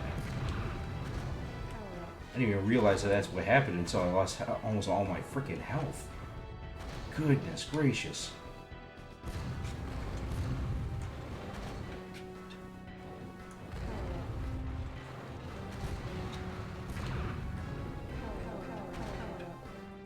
But also, dang, you gave me a pretty nice chunk of health to make up for that. What else do we have here?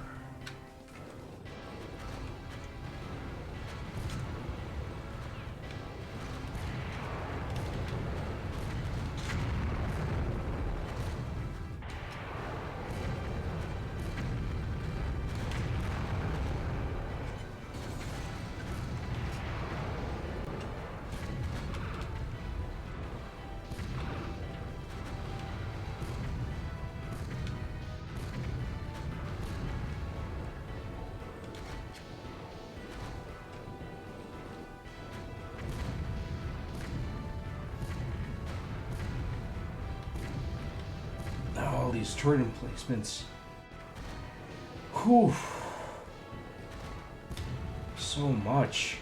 So much on this one bridge. Poor bridge. How the heck is it still standing? I don't know.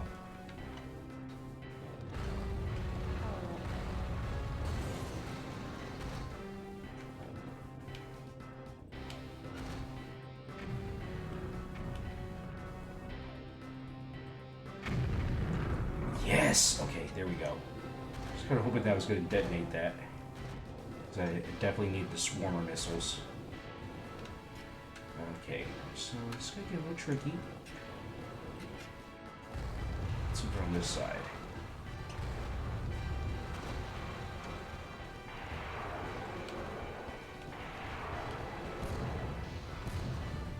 Okay, so what I'm going to do is bust out all those barriers. Now let's have a look.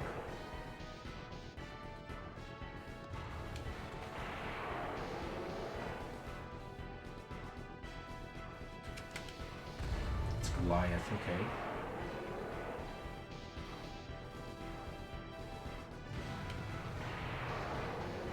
We're going to cheese this just a bit because those Goliaths are heck of a an obstacle. Just like 3 shots of that, I'm pretty sure can wipe out my tank.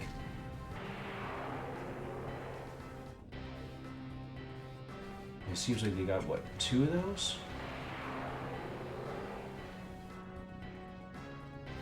Maybe 3? Oh yeah, they got 3.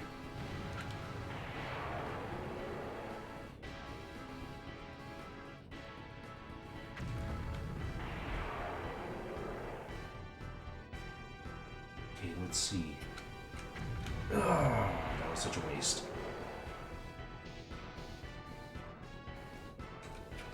Oh no, oh no.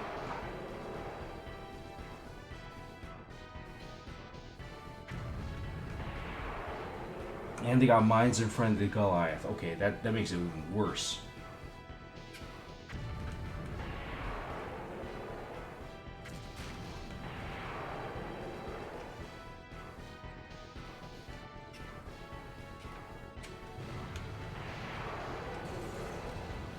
Oh no, oh no, oh no. Okay, I'm getting a little sloppy here.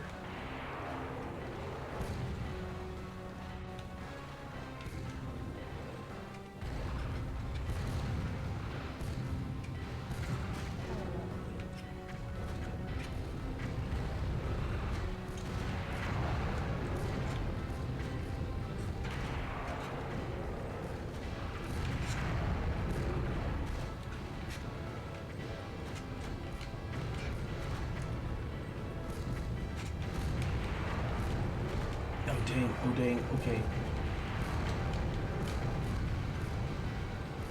Takes massive damage.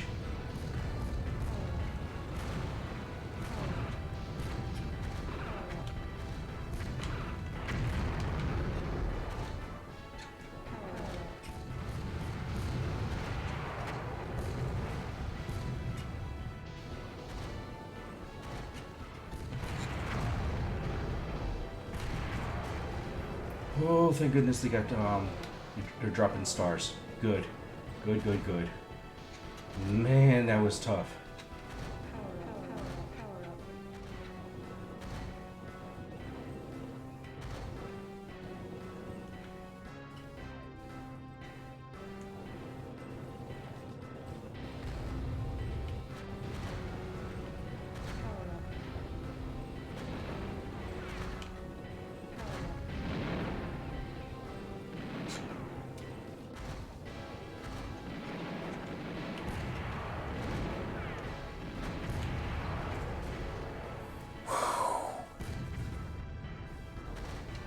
Okay. That one's down. Now I got another one.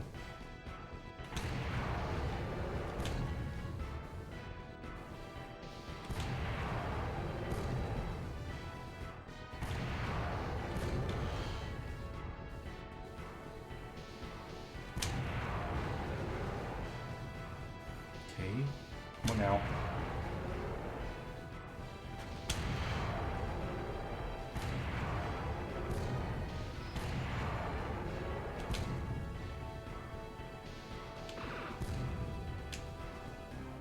this one.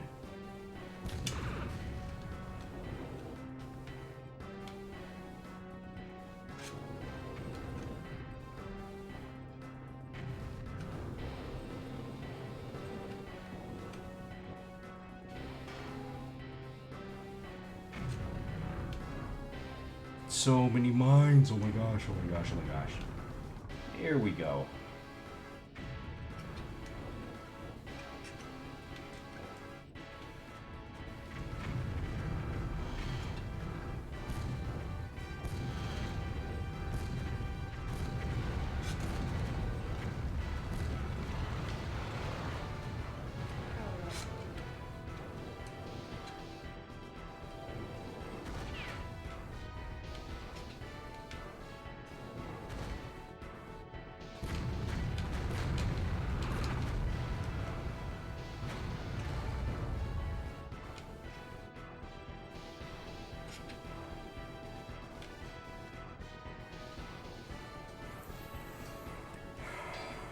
That was close. I didn't think we were gonna make it. I didn't think we were gonna make it. Oh my gosh. Just run over and pick up a ton war machine video game launching. Exactly.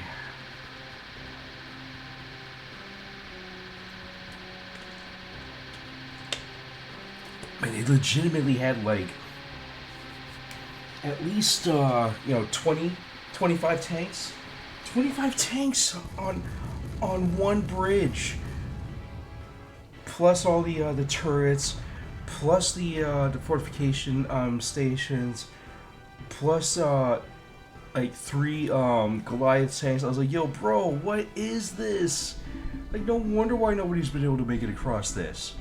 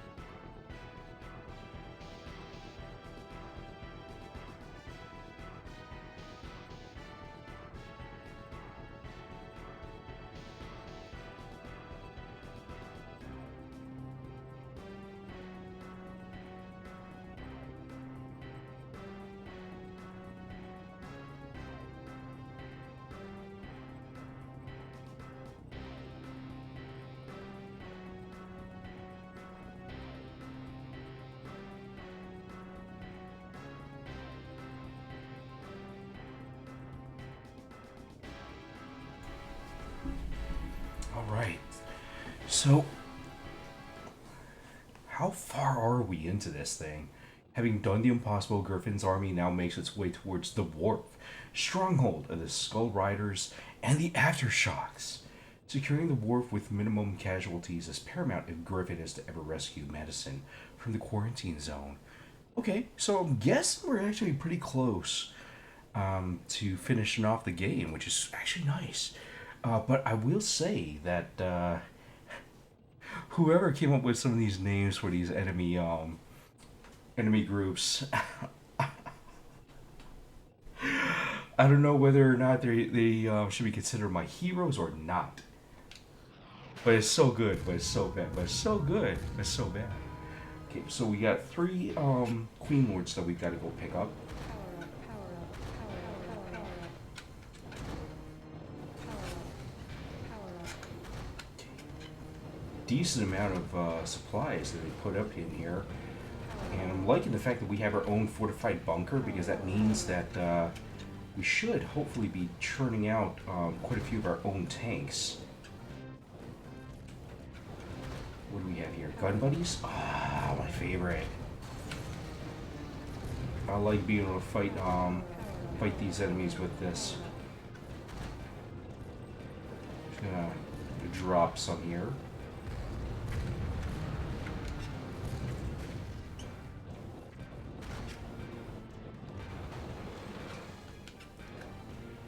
Okay, so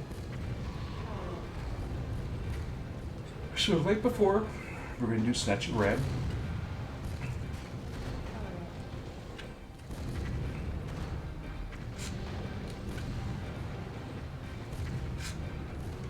Okay, just have to find my way over across. Yo, hello.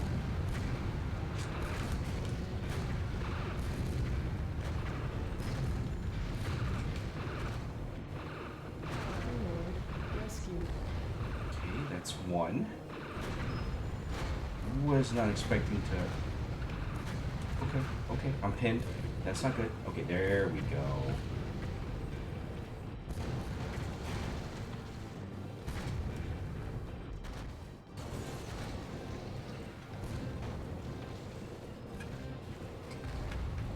Ah, there we are. Entrance to our bunker. That's one. We had to use up quite a few health tokens there. That sucked. You're raging through these guys' bases, but not expecting to get shot at. Yeah.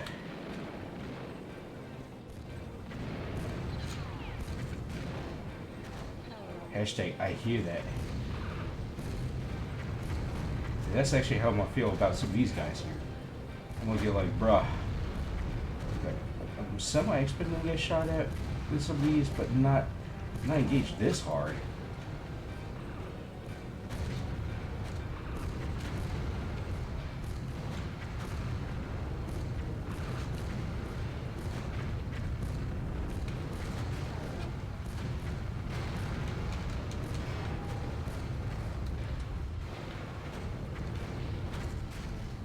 Yo. Okay, was kind of hoping I wouldn't get by it right there, by the farm, but yeah, whatever.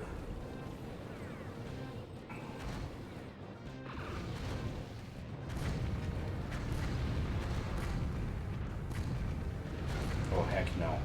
Okay, we're just gonna go. We're gonna go ahead and wipe out a couple of these here buildings.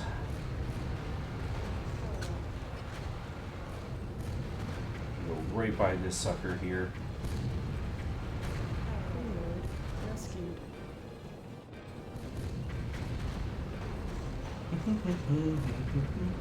Mobility is our best friend.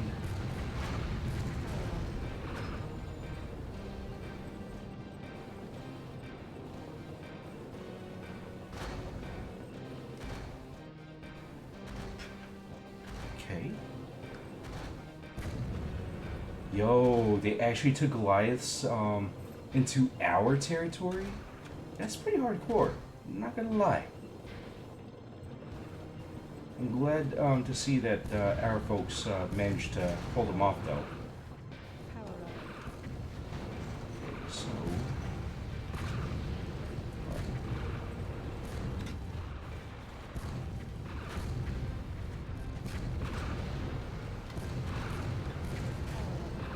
so many enemies. Oh my goodness.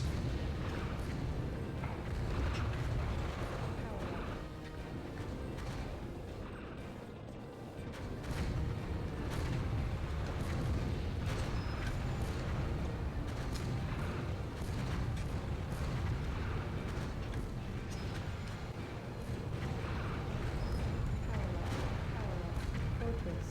Under attack.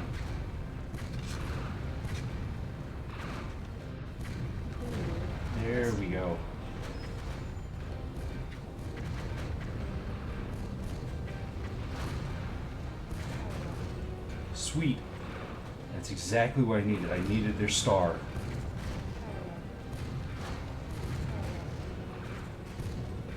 Oh, I don't think it's a very long game at all.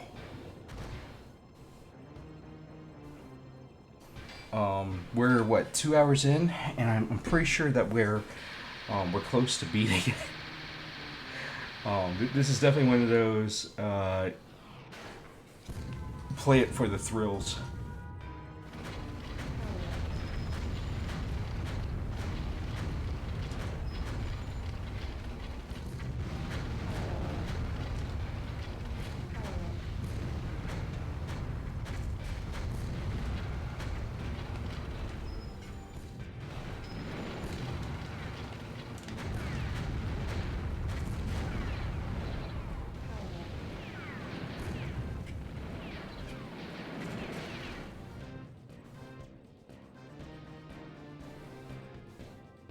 Oh man, just the fact that we can get gun buddies, this is great. Power up.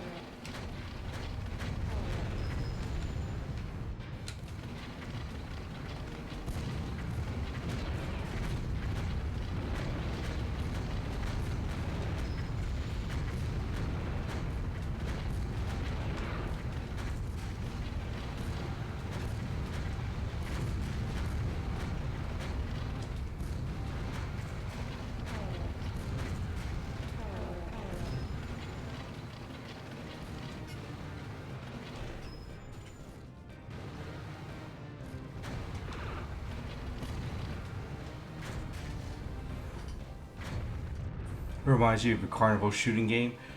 I mean, it kind of is. That's kind of what I like about it, about this bonus level.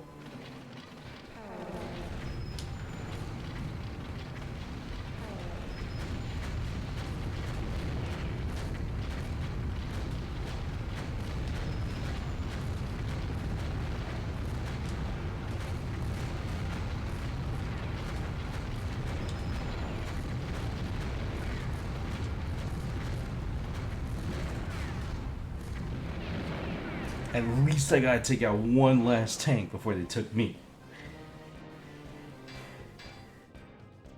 Captain Competent. Oh my goodness. I really gotta like the names they give these. I'm sad to say that I was not a battle assassin this time, but Captain Competent. The quarantine zone is where the government quarantined females during the plague years. It's Griffin's last hope for ever finding Madison. The Q Zone is an island fortress guarded by the elite forces of the Dark Angels.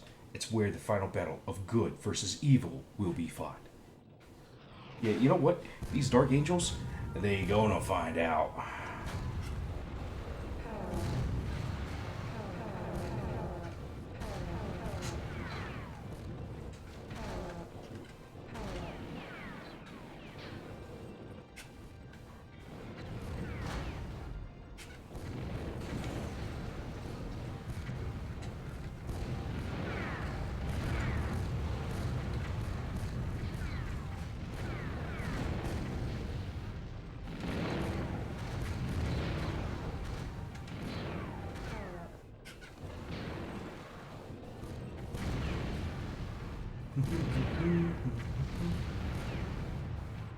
Okay, you can really use that radar. There we go.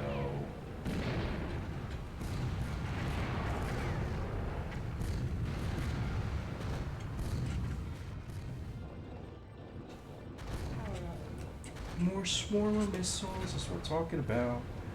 I like it.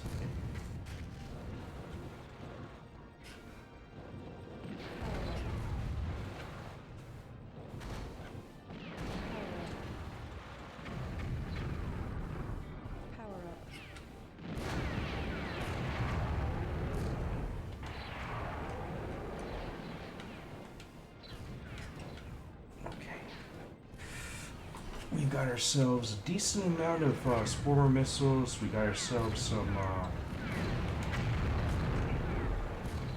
some health, some portable health, that is.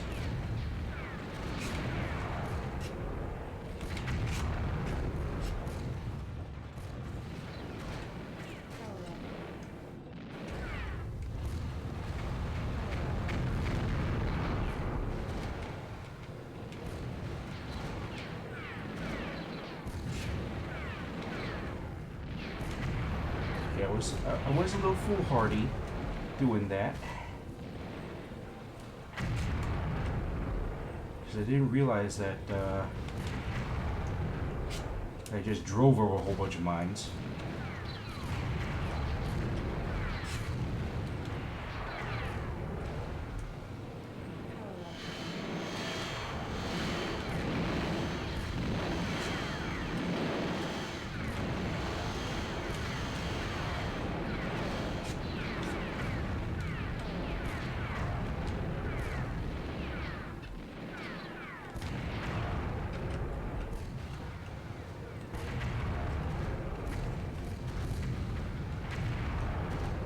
Whew. Man.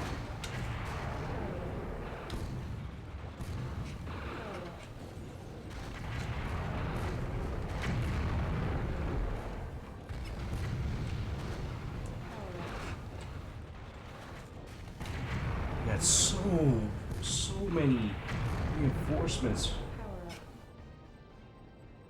This is nuts.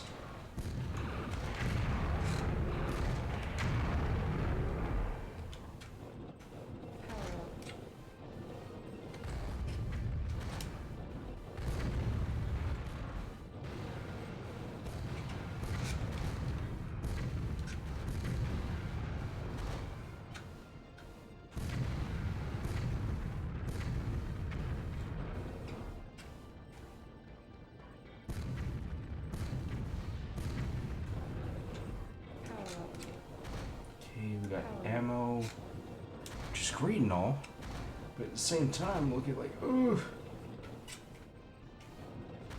Got more guided missiles. I'm glad to see that. Okay, more ammo.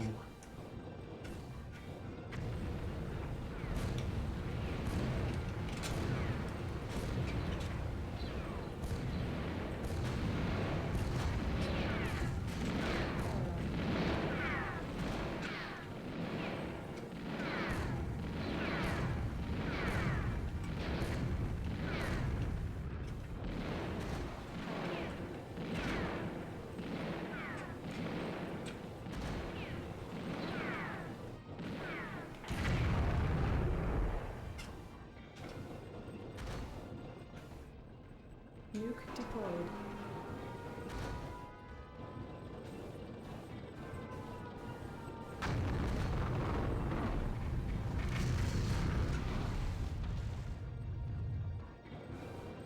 Power up. Okay, I legit had no idea that I was gonna have that much range. Dang.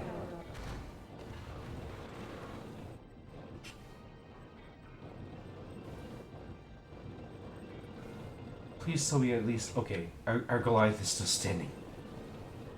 I'm gonna say that's really bad if they're not. Very rage, much wow, such anger. Exactly. Exactly. I was not expecting for that to hit the entire freaking map like that. That was nuts.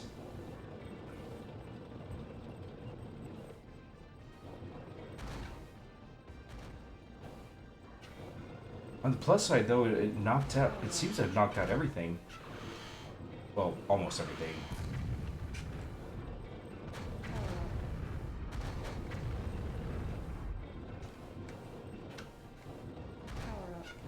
It definitely knocked out the mines over here, which is always a plus.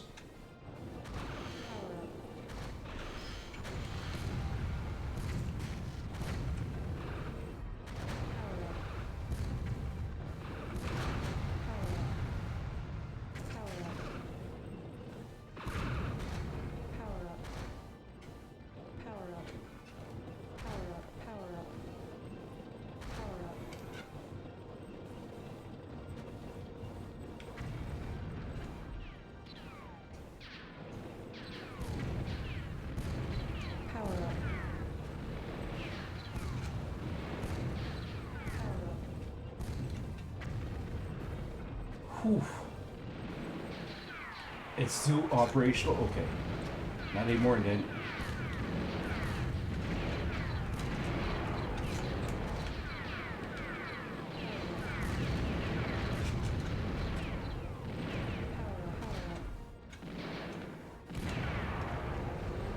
love me some swarmer missiles. These things rock.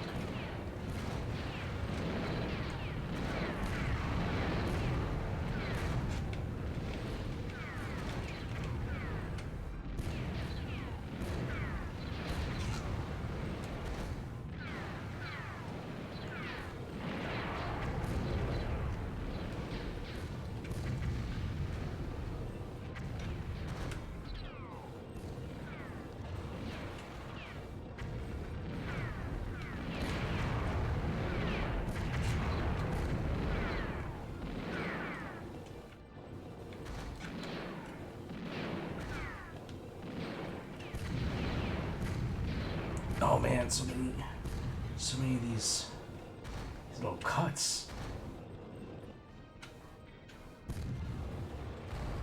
Okay, that definitely looks like it's a Goliath moving back and forth.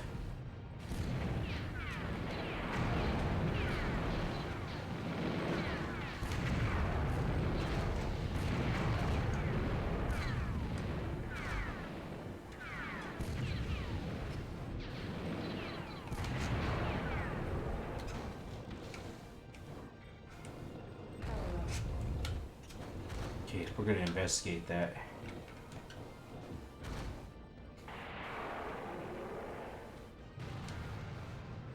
Oh yeah, yeah, it's definitely a Goliath.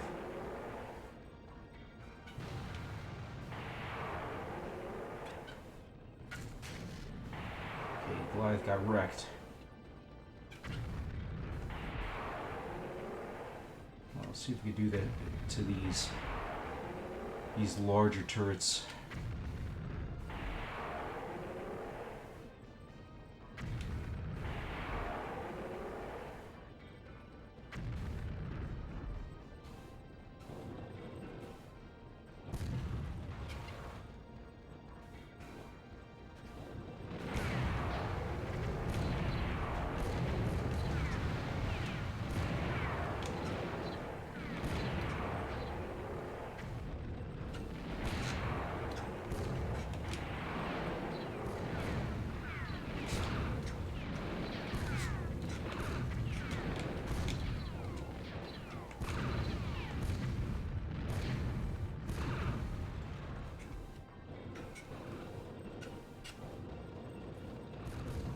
I don't think that this thing's gonna hold up very much longer. And boom.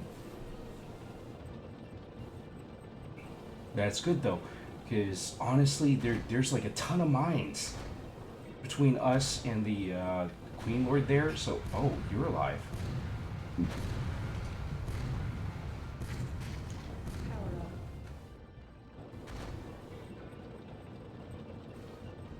Fee fi fo fum. Where the heck did that come from?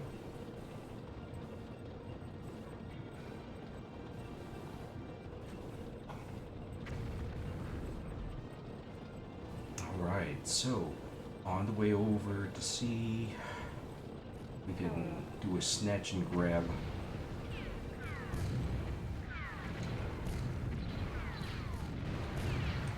One, two, and three. Rescue.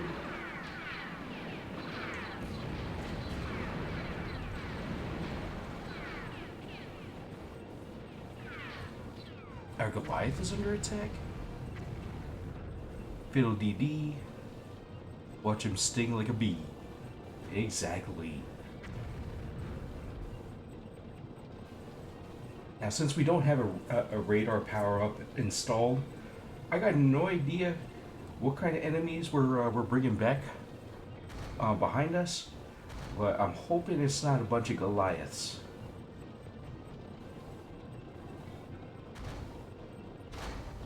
Oh man, our own Goliath didn't look so good. Triumph! Hard time at 30 minutes, 11 minutes, 41 seconds. In each tribe, the clansman who has proven himself as the strongest, the most cunning, and the surest in battle is given the tribe's highest honor, having rescued Madison defeating the Dark Alliance. Griffin and Madison are reunited. He is proclaimed Battle Lord.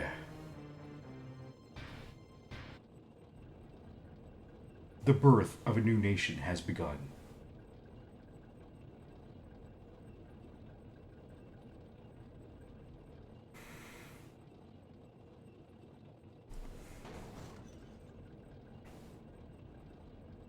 And that, folks, is BattleTanx. A very, very, very fun shooter.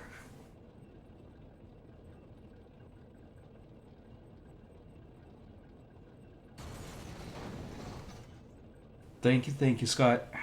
I definitely appreciate.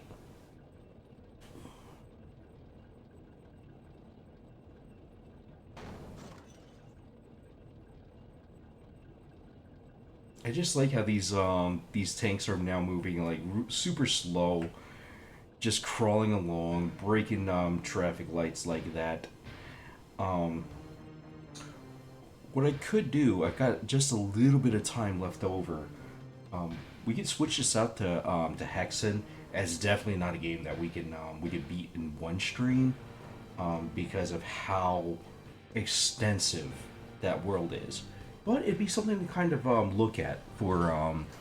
This would be probably the closest that we would have to an Abba After Dark episode is playing Hexen. So let's go ahead and give that a try. Just to kind of showcase it a little bit. We're going to go ahead and switch out real quick.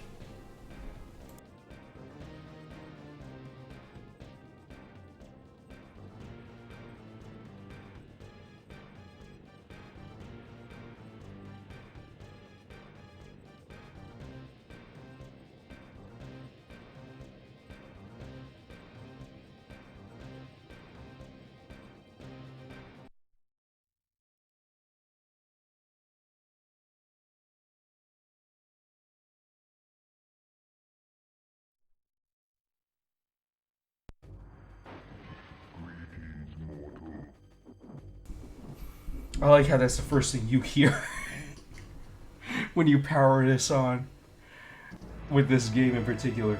Greetings, mortal. Okay, so for those of you who may be familiar with the Heretic games, this is actually I think the second entry in the Heretic series. So let's see here. Let's go with options.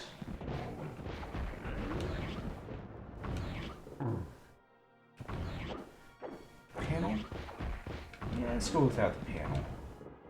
Okay, we're gonna do one player. You could theoretically have like two, I think. Detail high. Filter smooth. We're gonna try. Let's see. Do we want the fighter? Do we want the cleric? Do we want the mage? Let's go with the let's go with the mage. And of course we're going to do this on apprentice because I don't want to get my ass handed to me. Approaching Winnowing Hall, among the first places set upon by Korax's minions, the chapel's bell sounds as a death knell for the doom about to befall the rest of Hexen. So, this game is actually the second in a series of Doom-like first-person. Well, I guess you could call it a shooter, even though with certain characters you start off with just melee weapons. But this is supposed to be the second out of three games that chronicle the adventures of different warriors trying to take out one of three brothers named the Dragon Riders.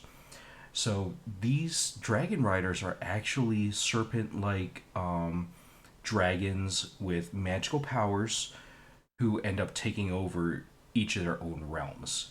The first game, Heretic, was a PC game back from the 90s. Hexen was also a PC game that also got ported over to the N64. So in this particular game, you play as one of three different classes of character. You could play as either the mage, who we're playing right now, You could play as the cleric, or you could be playing as the fighter. Each of them has their own different fighting styles and strengths, weaknesses. What's interesting is the lore behind this is Korax, one of the dragon riders, goes into this realm, subdues everyone. So you have three main leaders. You have the general of the legions, which is the highest ranking person for the fighter class. Then you've got this high cleric, and you've also got a very powerful wizard as the mage, highest ranking person. All three of these people ended up pretty much betraying the land because they couldn't really see themselves defeating Korax and Korax's army. So instead, they take a deal that they turn into essentially zombie fighters. They're still alive. They have a longer lifespan, but they also serve Korax because of it. And they essentially hand over the entire population to Korax. So you're gonna see that folks have been kind of mutated into these different types of beings and what have you. They've been corrupted in that way. But one mage, one fighter, and one cleric were able to somehow or other escape that fate, and they were supposed to all three of them together try to go through this whole trial of hunting down Korax, but they all get separated. So that's kind of how we find ourselves right now. We're we're on our own because our two compadres didn't materialize with us when we tried to walk through a portal.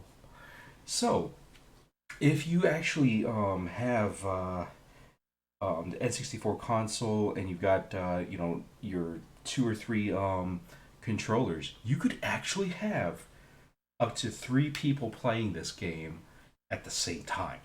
That was one of the greatest things that I loved about this game. Actually, wait, maybe you could only do two players at a time instead of three. But it was still kind of cool being able to play through this game along with another person. You've never played this game before, but you've seen it before. Yeah, yeah, it's one that I think some folks resonate with because of the fact that they may have they have encountered it at some point or other, even if they didn't know what it was.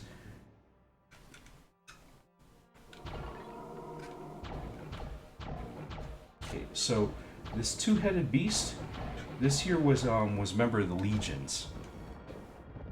Okay. So very much Doom-like game. Because we're the mage, we don't really have a ton of power to fight these guys with. We got jump. Okay, we got a map. I like it, and we have a timer. Okay, so the timer is only going to tell us how much time has elapsed in game.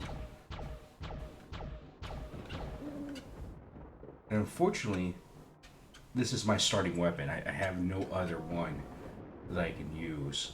But this is actually kind of the reason why it's a game that had been a little bit more quote unquote meant to include the cleric and the fighter along with the mage, because all three of these characters combined really have that ability to back each other up and to help each other survive these waves of enemies. You like the look of the wizard's or the mage's wand? Yeah, it's very ornate. Let's put it that way. Yo, okay. Hashtag I just got wrecked.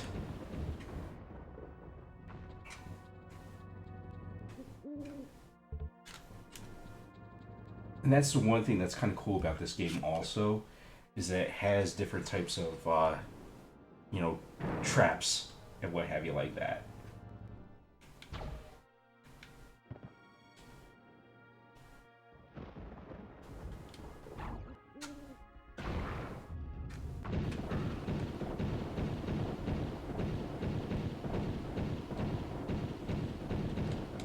Okay. So now I remember what these are. These are explosives.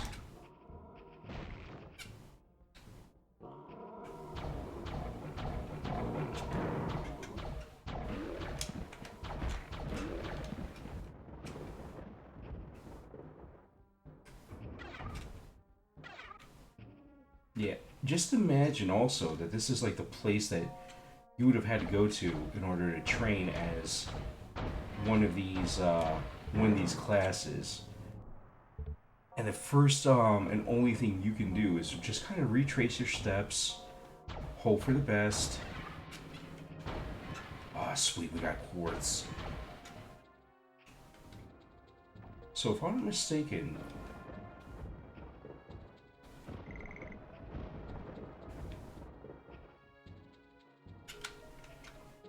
okay, so you can look up, you can look down. How do I switch? Oh, no, that's zoom in, zoom out. Uh-oh.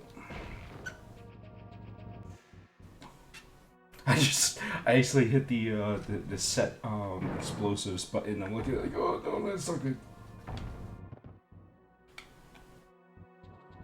Okay, so I know we can look up and down, but for the life of me, I can't remember how the heck we switch items, because we should be able to do that.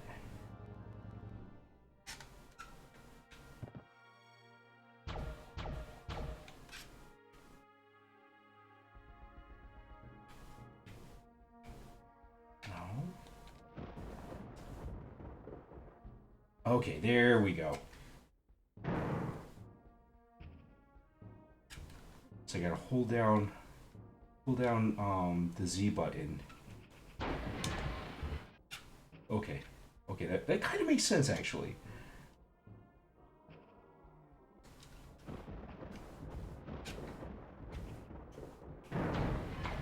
Now, I do like having extra quartz files because these are actually portable healing.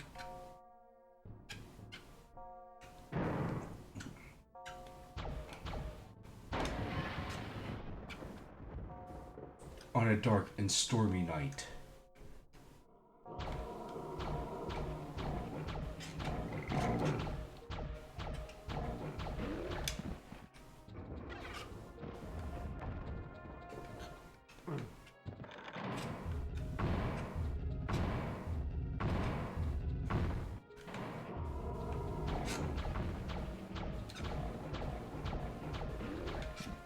I also think that the fact that we've got so many of these large doors is so extra, just way too extra.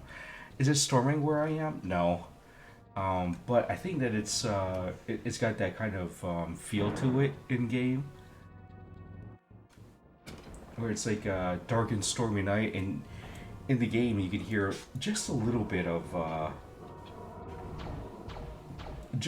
thunder every once in a while. I think. Okay, there we go. I was gonna say I think I could have sworn I had seen one or two of these beasts in here.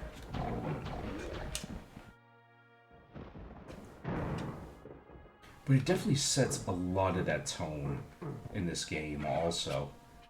That, you know, it's a dark, it's a stormy night, you're kind of going through some of the old stomping grounds, if you would, trying to figure out what the heck has happened, and trying to figure out how the heck you're going to stop this entire army of, dragon riders.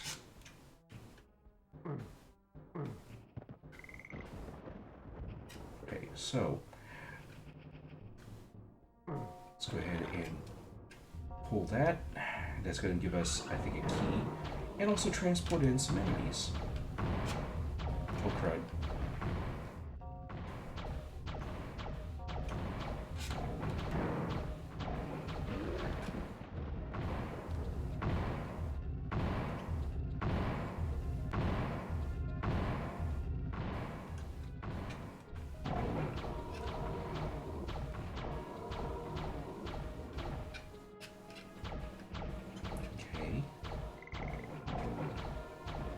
So normally in a game like this, I would try to not engage everything that I'm seeing. Sort of like Silent Hill or what have you, where you gotta choose when you're gonna fight the enemies and figure out when you're just going to leave them. In this case, though, I don't want any of these folks just sneaking up on me, so I'm gonna wipe them out. In Silent Hill, it would be more of a matter of, do I have enough health items, do I have enough ammunition?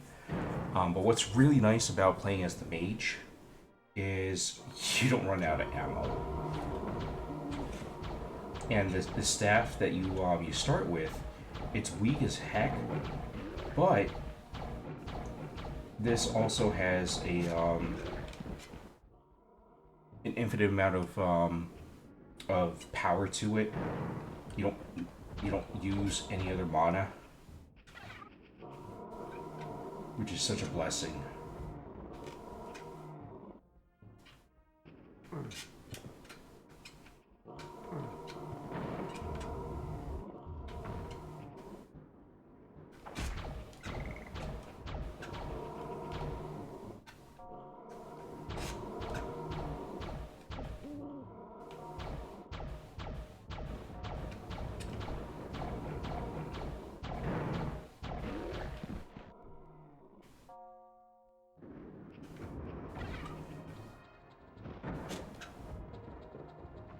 Okay, so compare that, right? Compare that with the fighter. We're gonna go with the squire.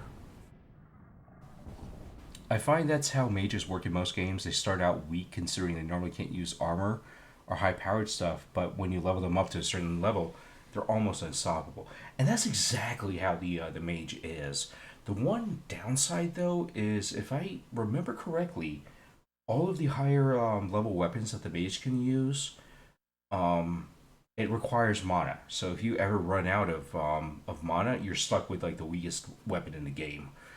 But at the same time, it's the only one that's ranged, and you get infinite ammo for it from the get go. Now this guy over here, 3 punches, and he takes the dude out. This guy here is freaking Spartacus. He does a 1, 2, 3 and moves fast AF.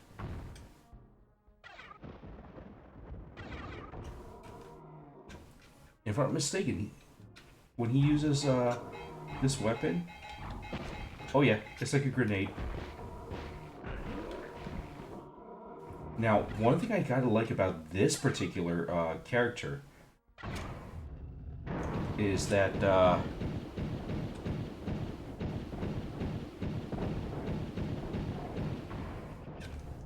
his weapons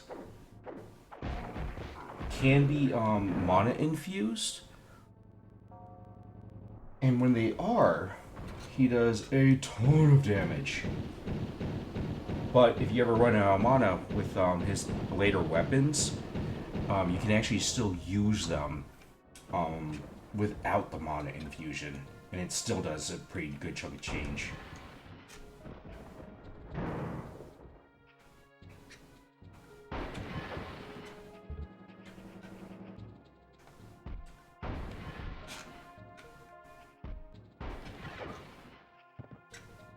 Now I will say, out of all of the characters in this, I'd probably say the fighter is the one who starts out strongest and stays decently strong throughout the entire thing.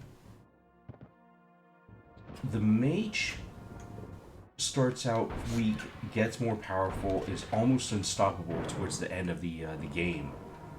The one who really ends up being the hero of this game is actually the cleric.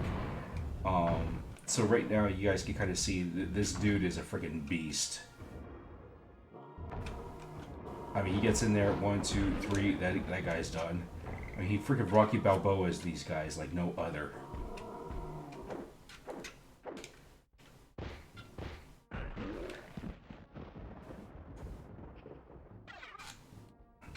Also, dude's got enough freaking veins across his arm to look like he does steroids on a regular basis.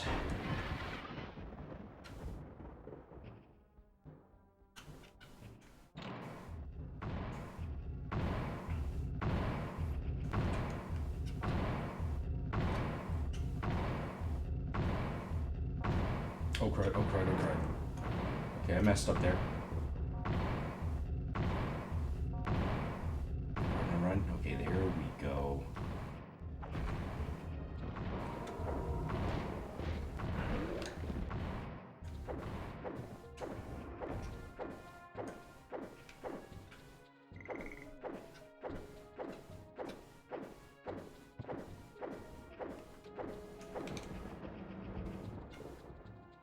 Oh, no one else wants to materialize in this area? Seriously? You don't want to get a punch to the face? Come on now, fam.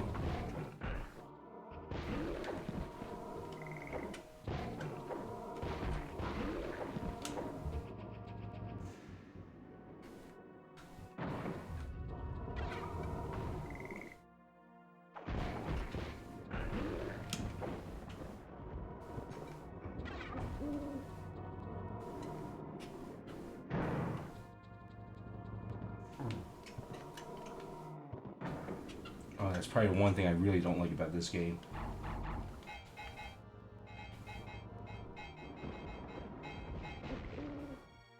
The jump button is your button to activate different buttons.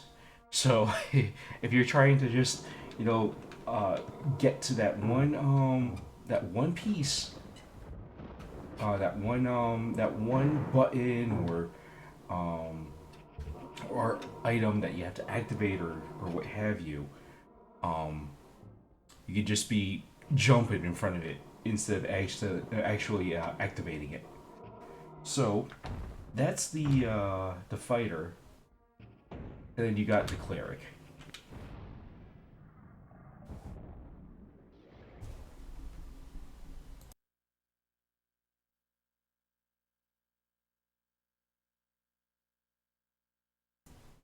Now, I gotta admit, the cleric is like the dude who gets really screwed early. But he ends up with actually the best weapons in this game. So when you're playing as the cleric, this beginning part, it's not so great. Because take a look. I mean, literally, this mace doesn't do jack for any sort of damage. Takes maybe what, 4 or 5 hits, 4 or 5 solid hits. But this is actually kind of what I like about the cleric. I'm gonna set that there.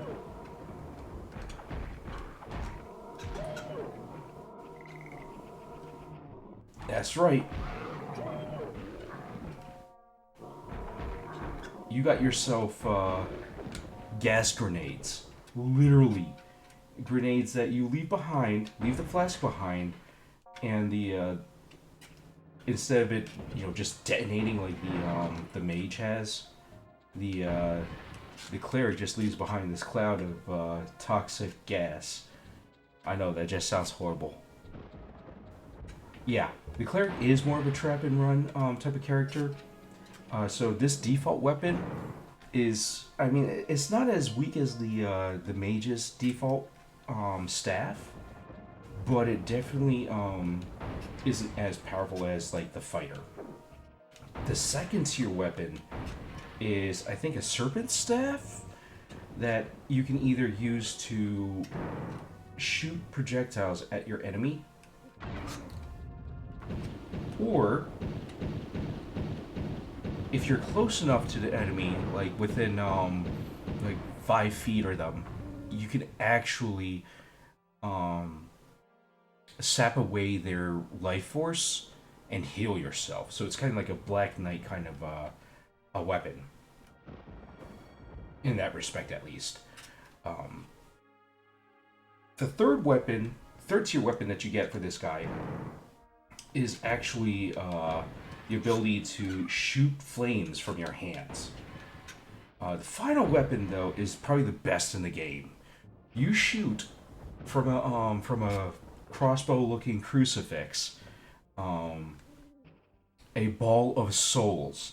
When this ball of souls collides with a wall or with an enemy, it explodes into multiple wraiths. And those wraiths happen to kind of follow the enemy around and shred them to pieces for a limited amount of time.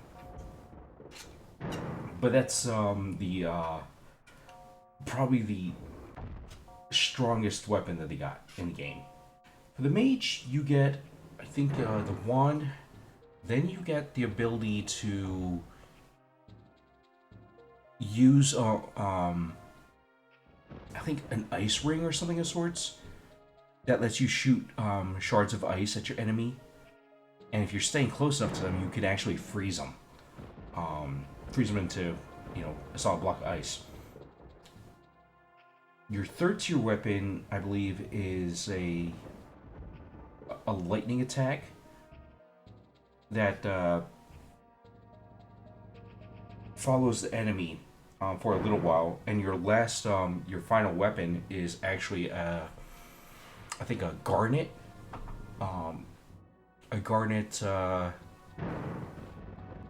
garnet based fire and forget staff. The fighter, I think, gets an upgrade to an axe, and then from the axe to a throwing hammer, and then from the throwing hammer into a saber that fires fireballs whenever you swing it. Yeah, not meant for one-on-one combat, but if teamed up with like the mage, would be brilliant.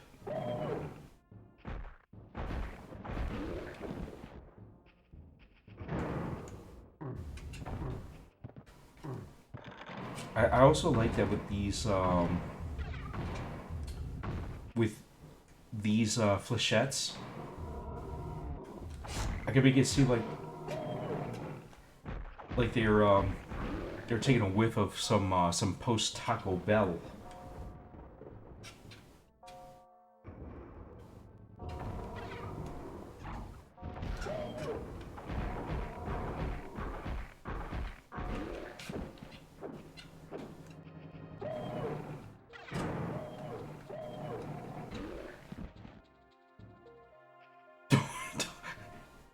Don't talk to me about post Taco Bell.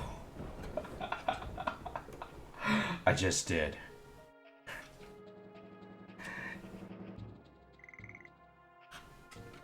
It seems like I'm into the old school Doom games and Doom-esque type games. Yes and no.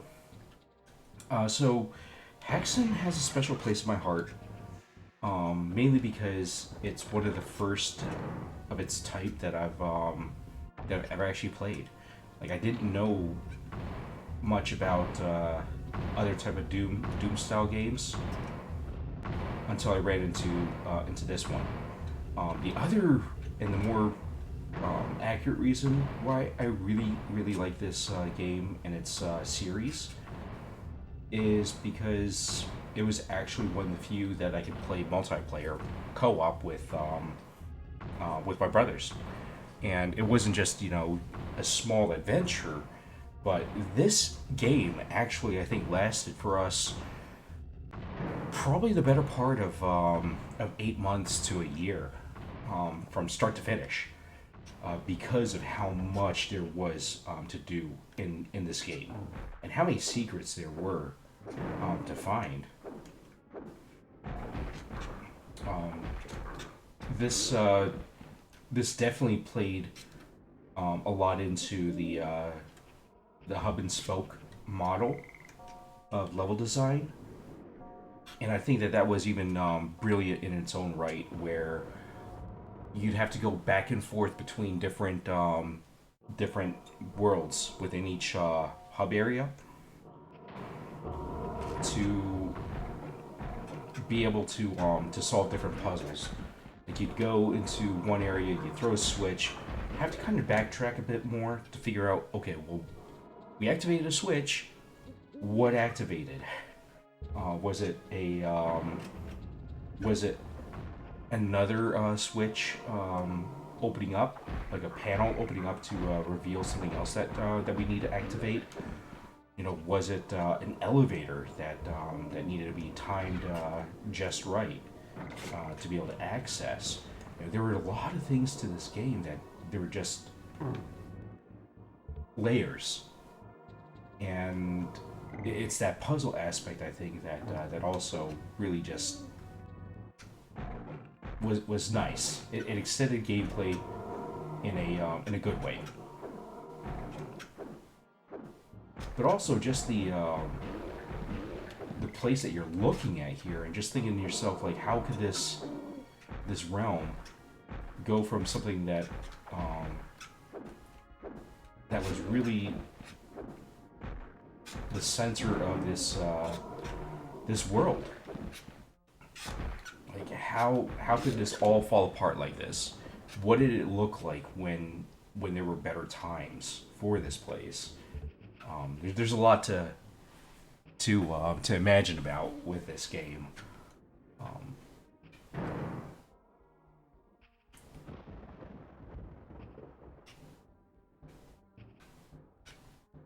One thing I don't like about it though is, because the puzzles aren't so obvious, you can really sink in a lot of hours if you're playing.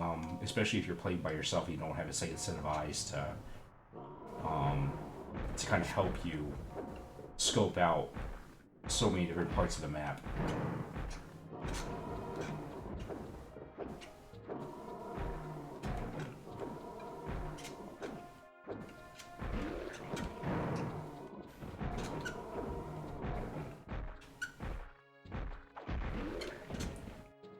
Beep.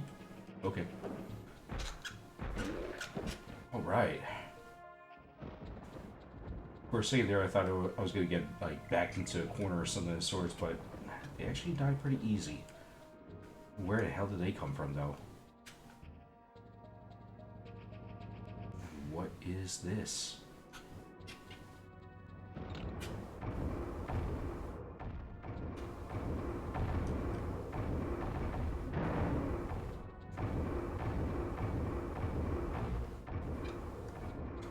Yeah, I would say that the only other game series I can think of that really did a lot of world building, or at least left enough to the imagination for world building, was the Myst series.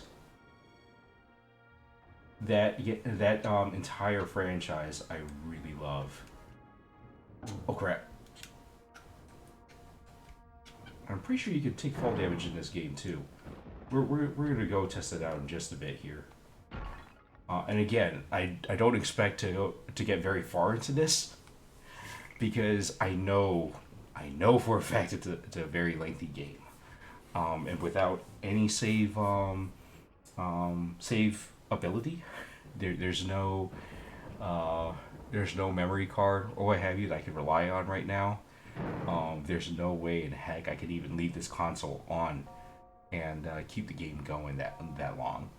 Um, if we did this during my week off, we could potentially do one full run, start to finish, and quite literally leave the console on.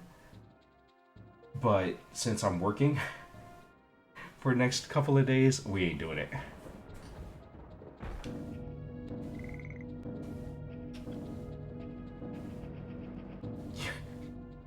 You're sure that I could beat this twice before certain people even play Silent Hill once? He sighed.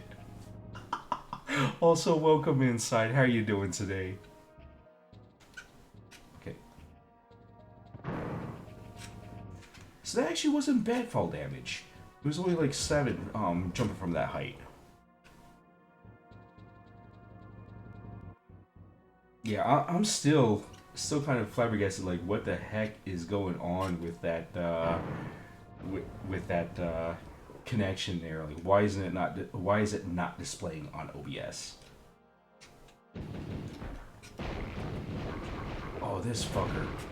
And see, this is partly why I like playing as the mage, because those ravens aren't as much of a problem. Versus, I gotta wait for those guys to come on down this way and try to fight me. Just been sleeping, sweating. Yeah, I mean, I feel that. Chris, welcome on in.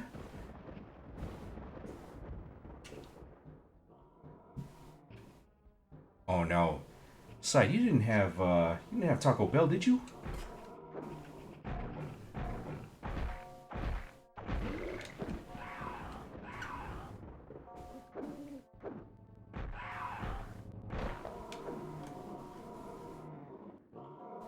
What really throws you off with this game also is that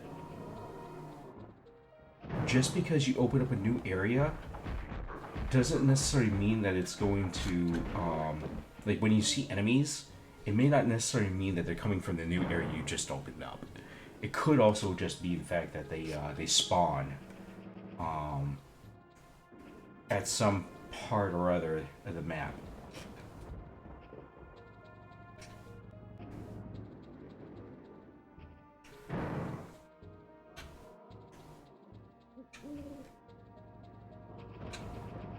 Okay, so that is probably a good question as to where the heck we're supposed to go next.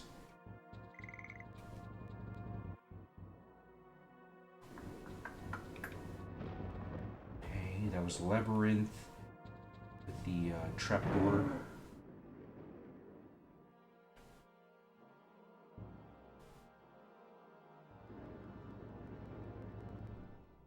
Okay.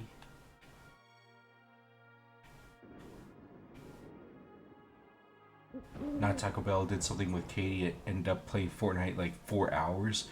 Dang, man! 4 hours of Fortnite? 8, fell asleep like 3 times. Yo.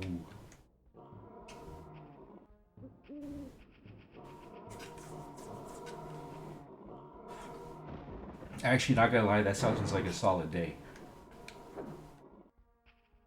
Your eyes were hurting. I could imagine as much, man. I mean, I'm not much into Fortnite, but I will say that that's a lot. That's a hell of a lot.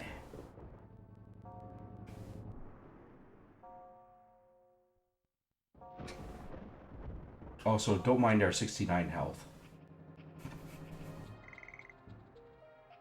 Had to. I'm sorry. I'm not sorry. I am not sorry.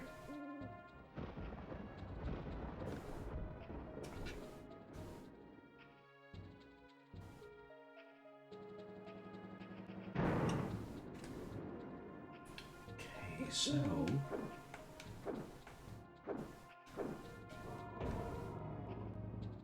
nothing out here.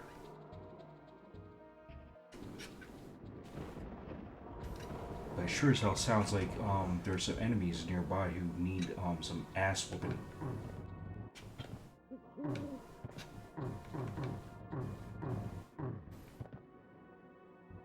You barely touched Fortnite during the OG season? Yeah, Chris, I'm right there with you. And it's, don't get me wrong, it's not like it's a bad game or anything. It's just not my cup of tea. I like I very much like watching other folks play it though. Me, whenever I play it, I just get frustrated as fuck.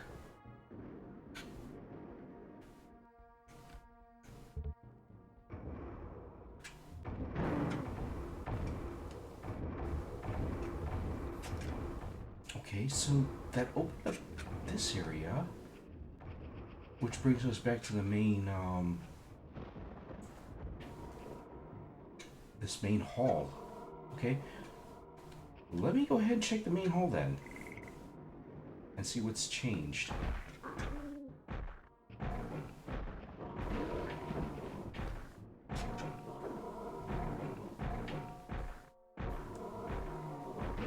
Oh geez, I don't know how y'all played this back then.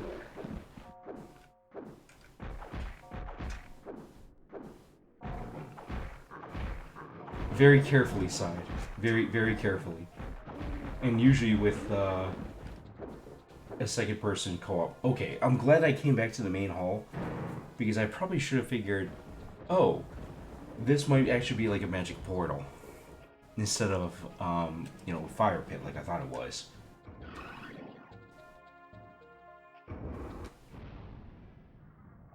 So, we go from the original main hall to the 7 portals. This is our first hub and spoke section. Went 3 in a row with your friend who has never played it. And, you know, there were sweats in it and butts. Oh, goodness gracious. Also, yo, that's really freaking awesome.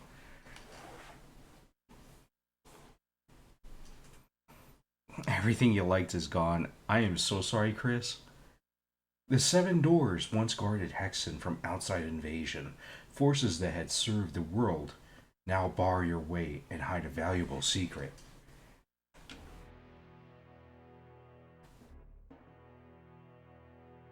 Greetings, mortal.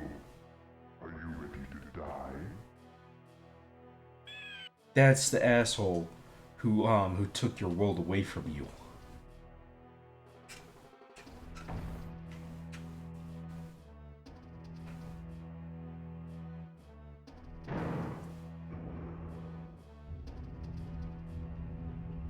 Supposedly, planes next week.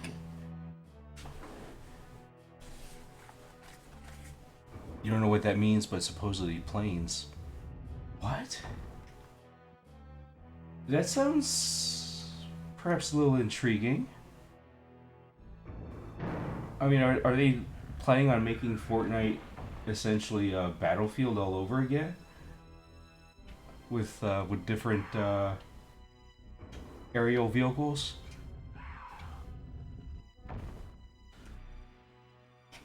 Yeah, so the person you saw, or that creature you just saw, that's the Dragon Rider who, or Serpent Rider? Dragon Rider? Who took over this realm and pretty much turned everyone into the monsters that they ended up becoming. Katie sounded excited for it. Guess they were a thing back in the day. Interesting. Yeah, I'm just sitting here thinking to myself, like, wait, like, I know that they got vehicles in there, but if they have something like, you know, actual, like, planes, jets, that kind of thing, that's a whole different dimension I didn't think that they'd have for something like Fortnite. You used to play OG, control any creatures you got on your team. They're on vaulting planes, which used to be in there back in the day. Okay. You know, it's nice though that they're re-adding them then, especially if it's a feature that folks really enjoyed. Oh, see, this is what I mean. Sometimes when you get these enemies spawning, it doesn't actually mean that they're coming from someplace new. It just means that they're just spawning in there.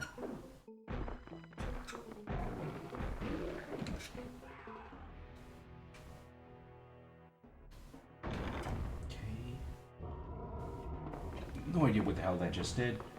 But we got our serpent staff.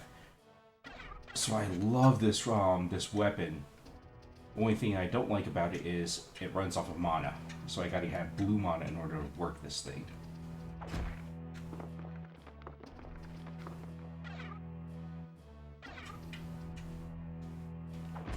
Okay, fuck this guy.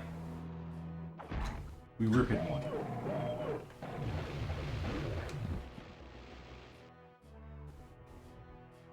Still haven't found the drift board.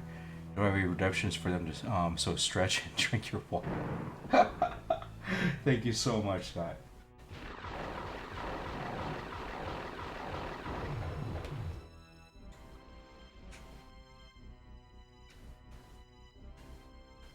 Let's see. Oh, I see movement. Okay, no, it was not movement. That was just the eye of this freaking serpent staff blinking. Okay, never mind.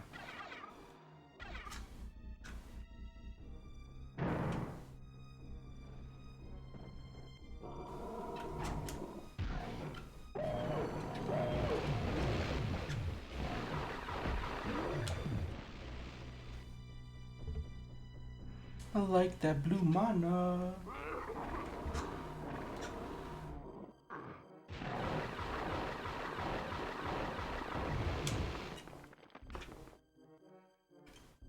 I also like the fact that you can actually use this to heal yourself by sapping away your enemy's health.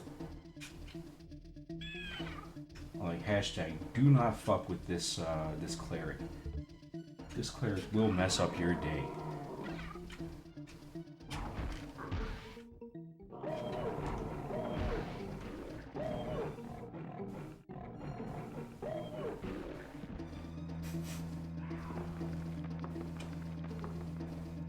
That was that Taco Bell.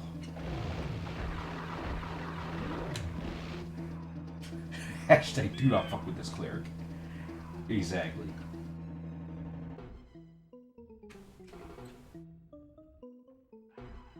The only downside to using these toxic cloud explosives is the fact that you gotta wait for them to clear out like that, because you can actually hurt yourself with them.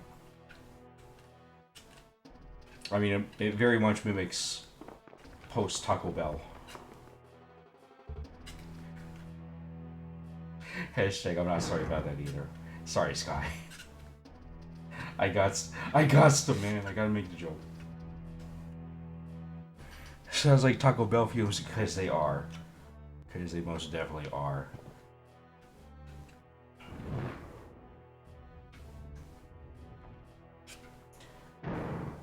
So you have this type of environment, which is all great and what have you, but there's got to be another switch or other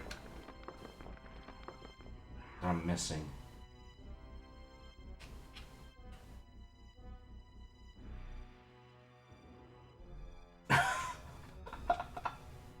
Not all of us have weak stomachs like you.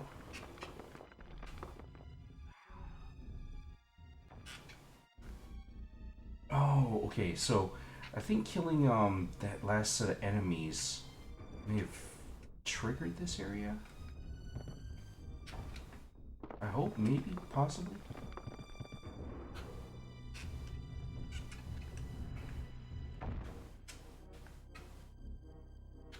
Okay, so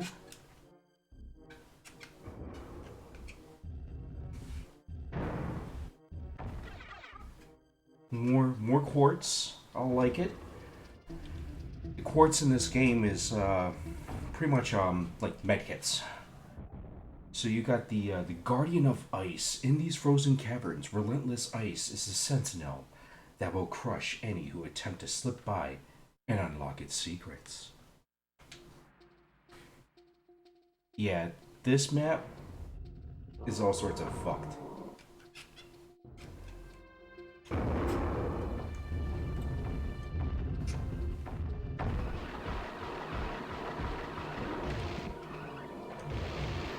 Okay, yeah, I just heard a whole bunch of portals open.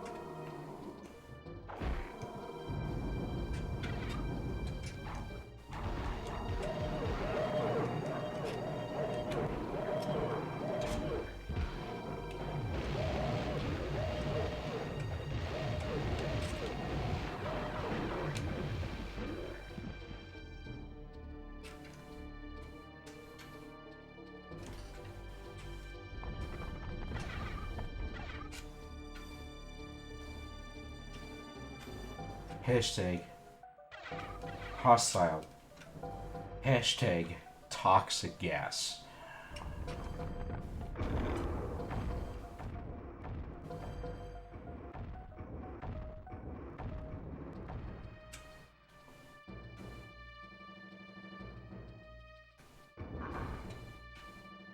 Okay, yep, I chose wrong.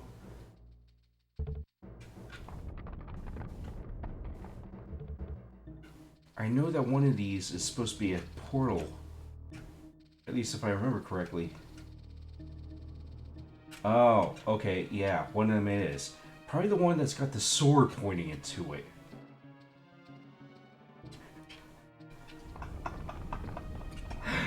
I'm a dumbass. And this takes us back to the 7 portals.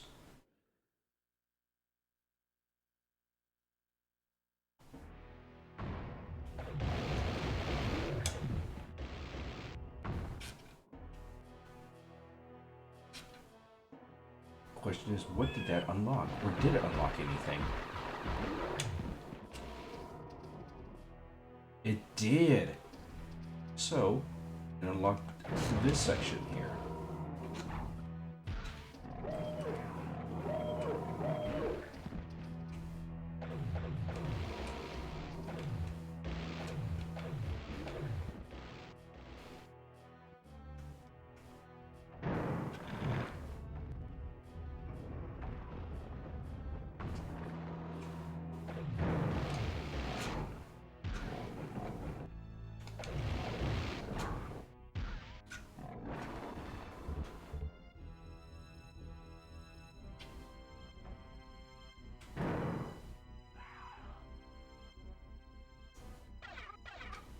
Alright, so that opened up this portal. And what's kind of interesting is you're gonna find yourself going back and forth between the different Guardian of Ice, Guardian of Fire maps and what have you, because it's all one huge puzzle. And I really like that they did that. Of course, they did design the game more for the PC, so I guess in that respect, that's where the level design came from. But the fact that they were able to port it over to the N64 is still amazes me. The Guardian of Fire, in the molten depths of the world, death wears a mask of lava and fire. You must brave searing destruction in order to continue onward. Oh crap. Totally did not mean to do that.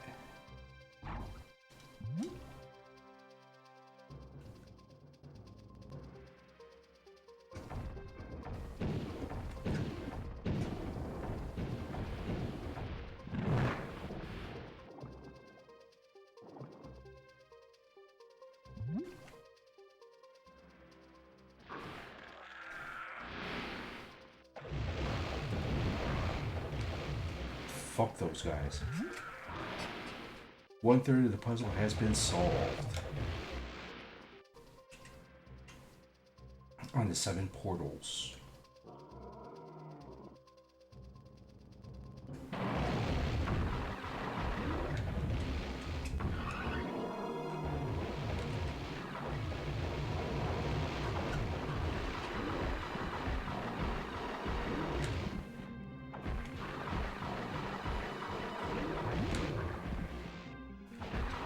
Okay, yeah, just you'll keep stealing their health.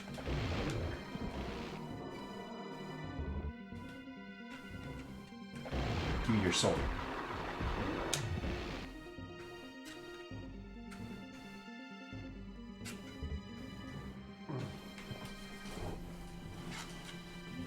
this map.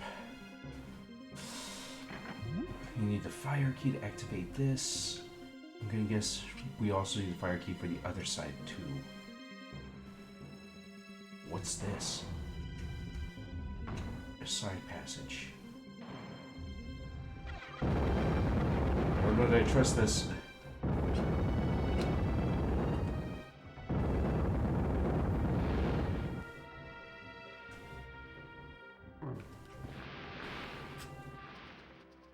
Oh, hell.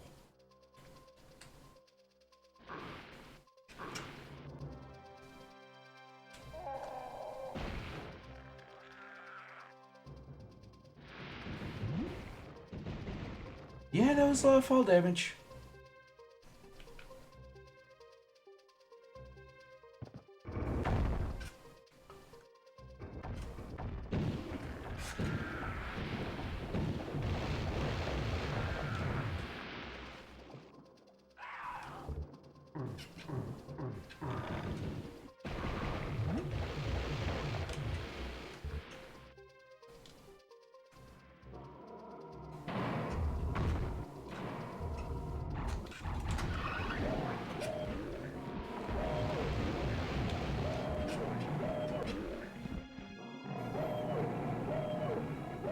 See, this is the one thing I do like about having those flechettes, though. It saves you a lot of mana.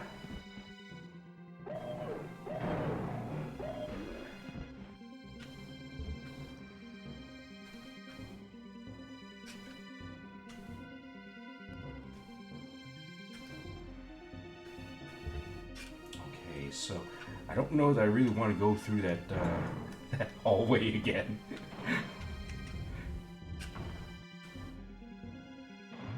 Then again, I don't think I got much of a choice. Ah, son of a gun. Okay, let's try this again.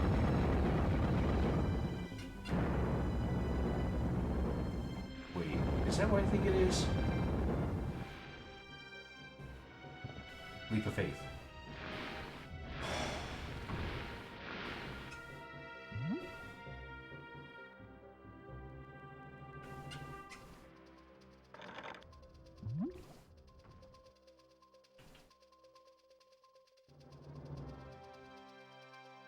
Okay. So this is kind of where I look at things. I'm like, okay, you know what? This is why you need to have a second player on this level at times. And also, who's the asshole? Eat this.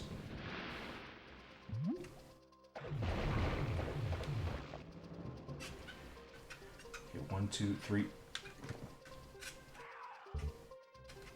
Okay, we got the flame mask. No idea what that is. Hopefully it's... Oh, hey.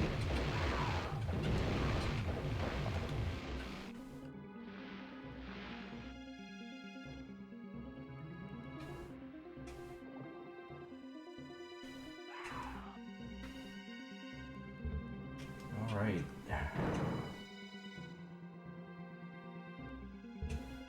I don't think it's going to be the flame key, but might as well try it. Or the fire key. Okay, so no, we don't have it.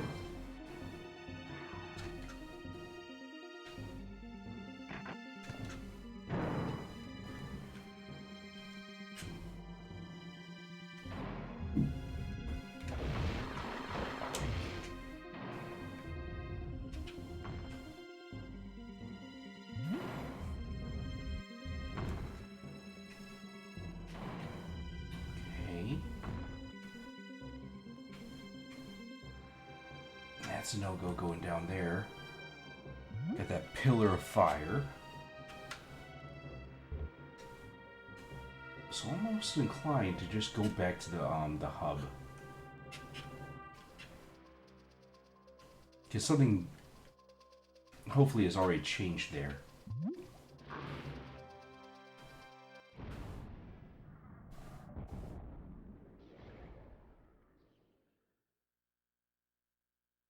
Question is where the heck is the fire key? Oh, hey, got more flechettes.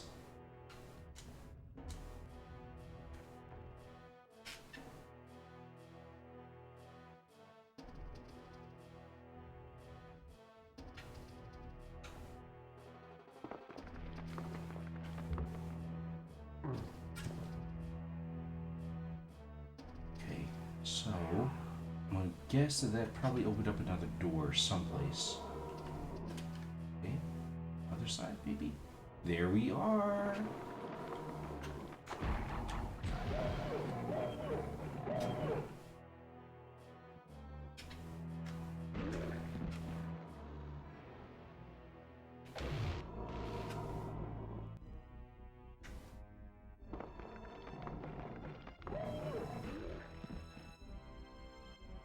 There we go.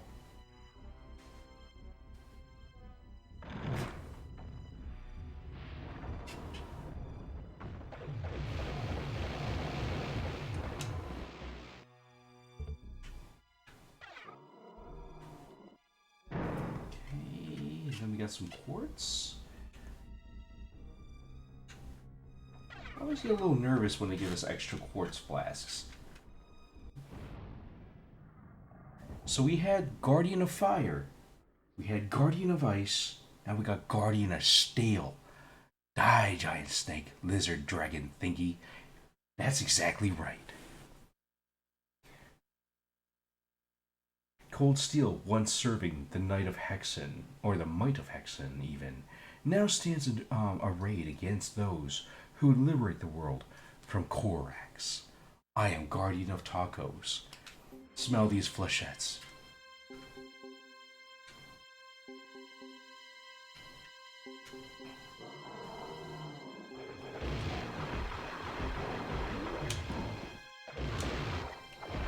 Oh, crud. Okay, that dude totally just started reflecting my serpent fire right back at me.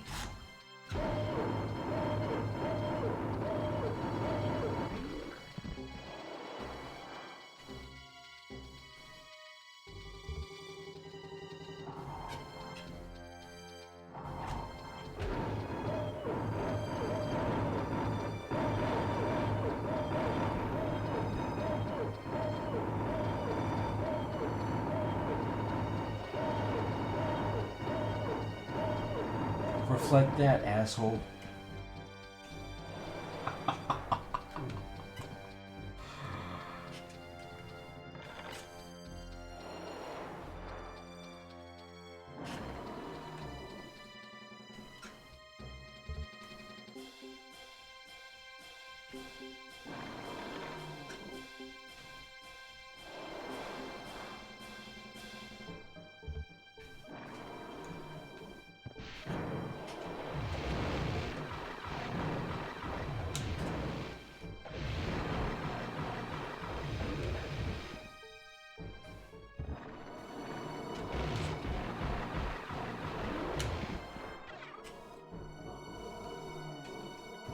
Okay. The heck kind of fucked up fortress is this?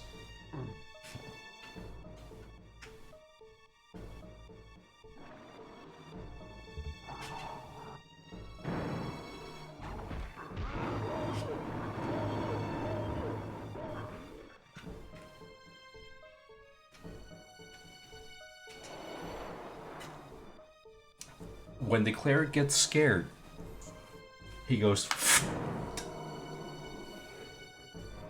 and things die.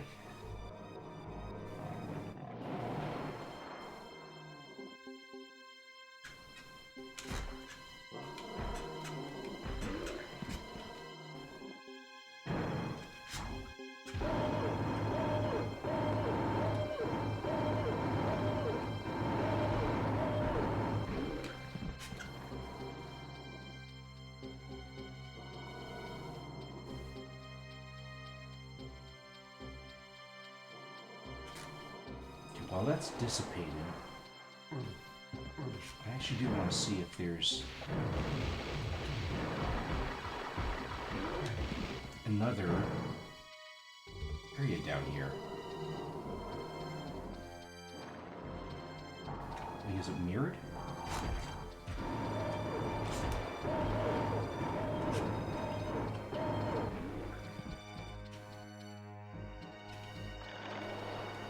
Okay, it does seem mirrored.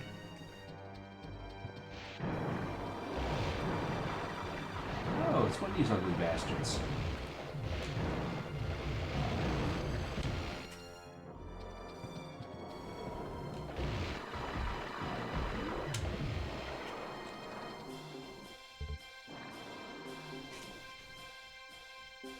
Okay, some more blue mana.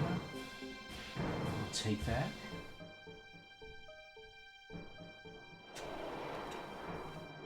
So I got a feeling that these are both passageways leading up to the same area. Oh yeah. Judging by that dude.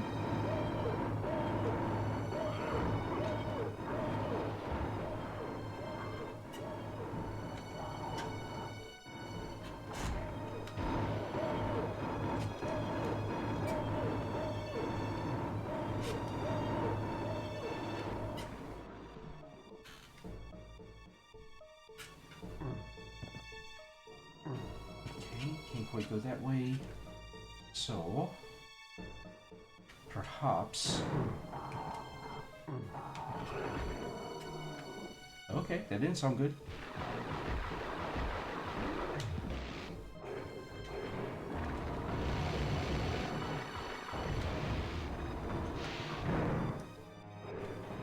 Oh, what is this place?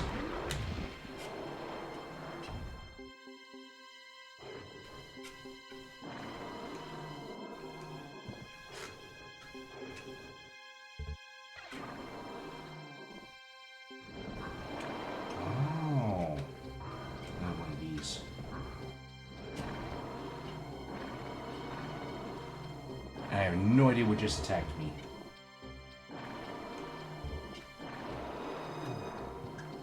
Okay, so I'm hoping that there's another one of these then on the other side.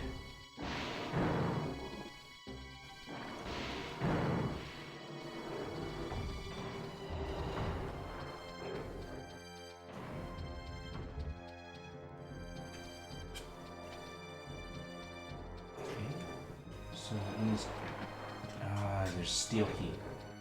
Okay. So I think this is the farthest I can go for this this map without having to go back to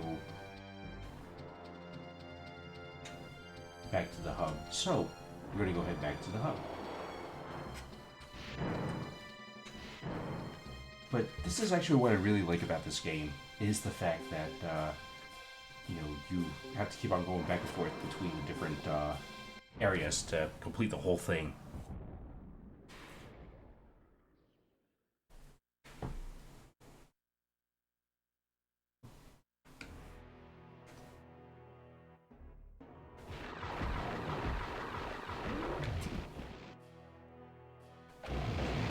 So we're seeing a slight pattern here.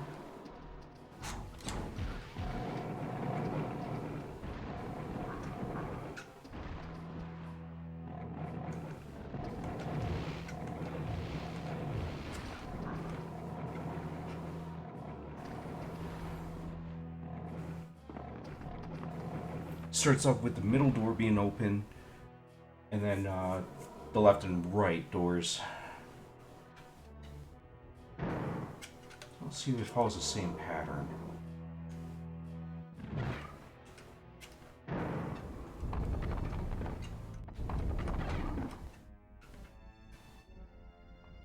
Okay, I think I was wrong earlier also about... Oh, whoa, okay.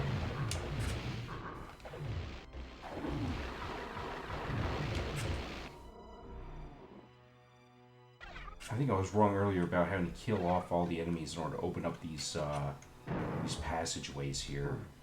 I think I just needed to stay in the right spot.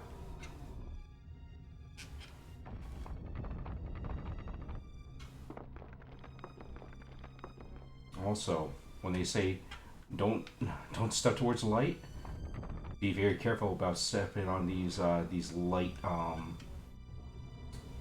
lighter looking Pixels.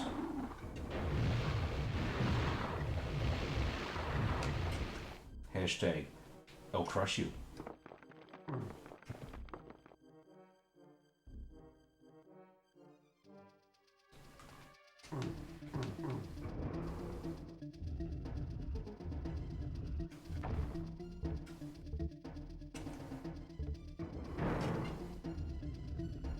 Darkness good, light bad.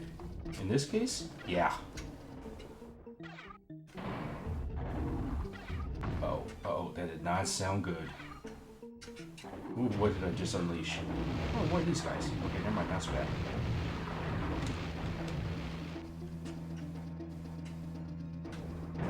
But I could use some more of that mana.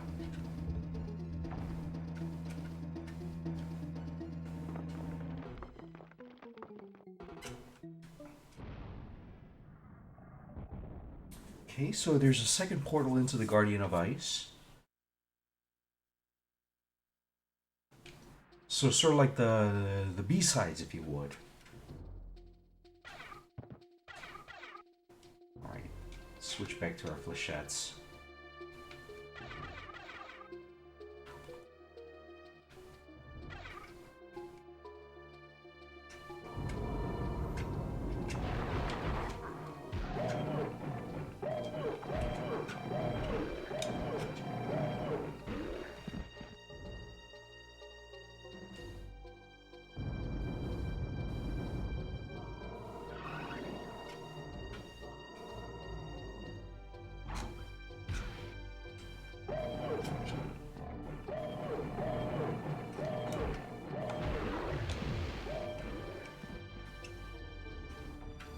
Okay, let's see what this opens.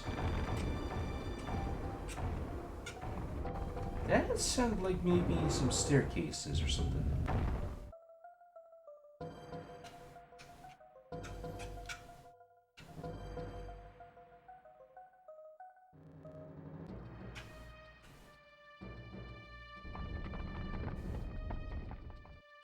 Okay. Yeah, that definitely kind of changed that landscape a little bit.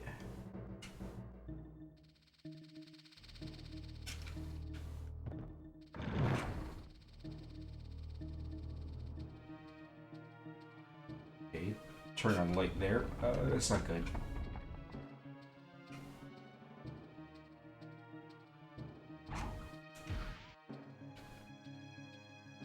I'm gonna place that right there.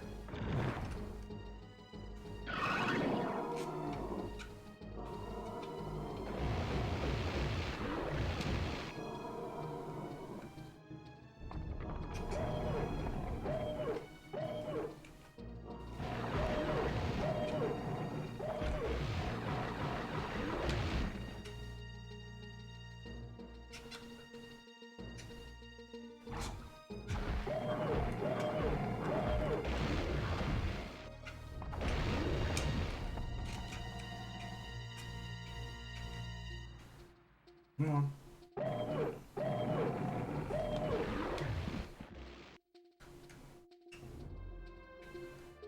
Okay.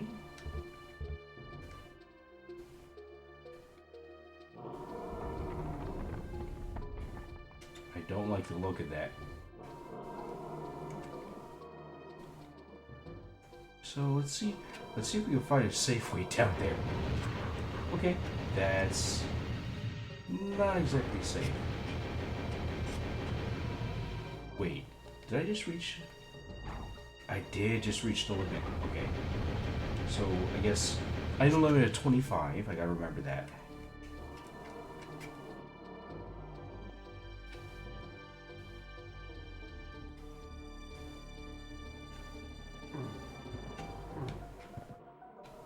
Okay, almost seems like there should be a switch here.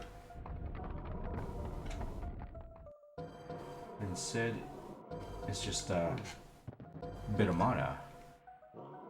Okay. So that was just designed more as a trap and open this section up. That's beautiful.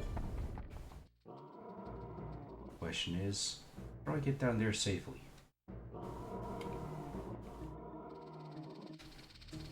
Okay, here we go. Let's try to platform across.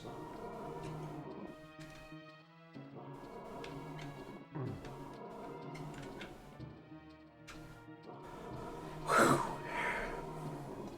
Always push the button. Hashtag the button does not exist. What the heck is this? Shadowgate? Why do we got a torch? Well, that's one way down. Also, hashtag why I suck at platforming, especially 3D platforming. That's why you misjudged that jump. But to also be fair, I didn't have all that much running room.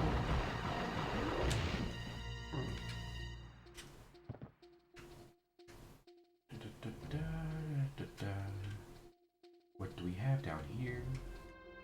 Oh, crystal vials.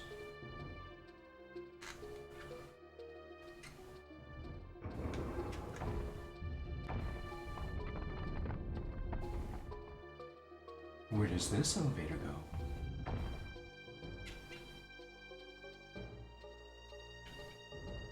Spiral staircase?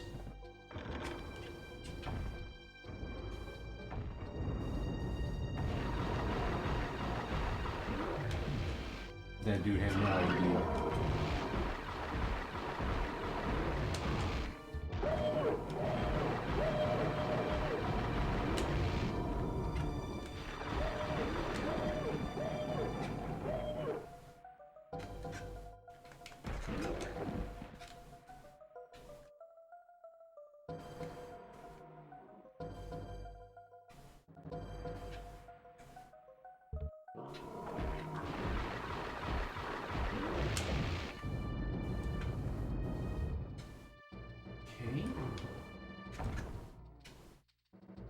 So this was leading down to this here area. Where the hell was this area?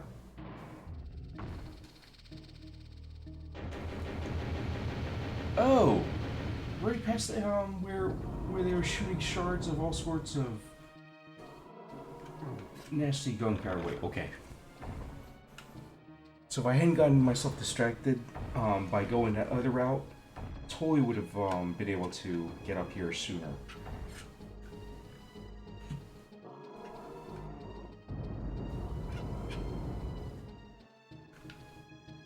This path is barred.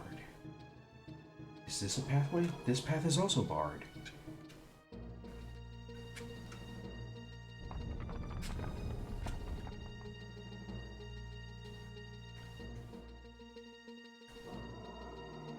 Yep, so this was the so-called B-sides.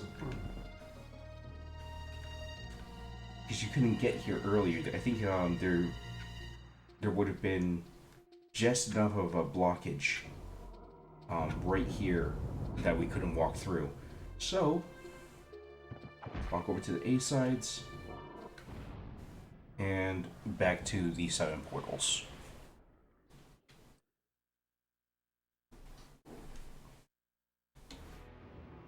And from here, we did it right.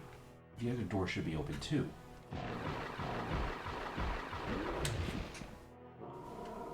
Okay, yep, no, I think I did not do it right.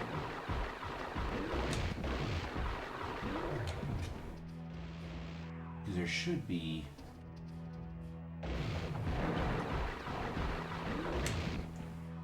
Neither of these doors open, so I must have missed something.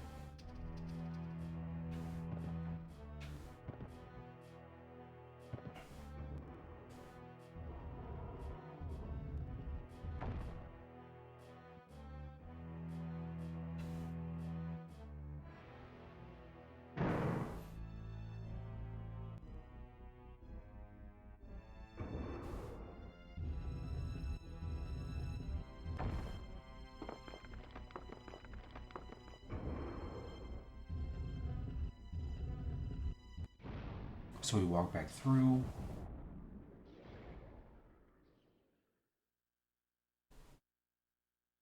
We've got the amulet of warding. But seriously, Abba? Okay, yeah, that's just me being careless.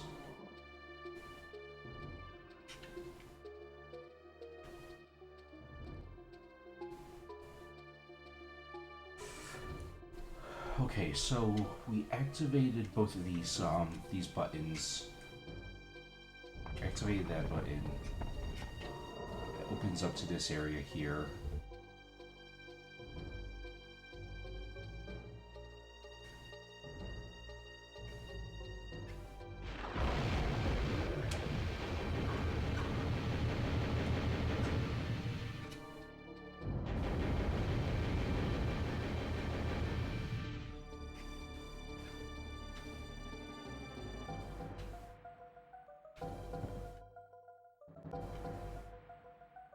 Okay, so all the way down there.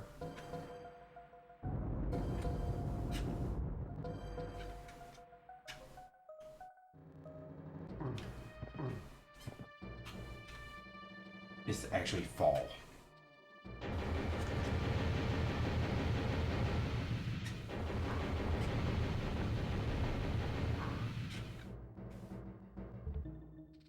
And the question is, did I miss one of those switches down here?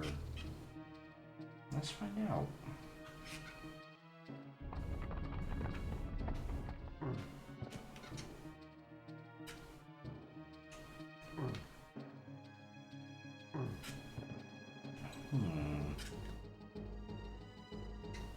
Okay, so it doesn't look like it did. This would have been just an area to fall into to punish you for bad platforming. But better than insta-death.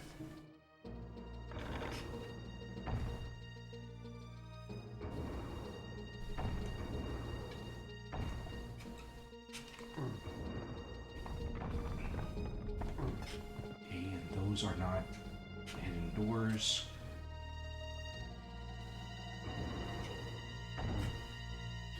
There is one other thing I may have missed out on.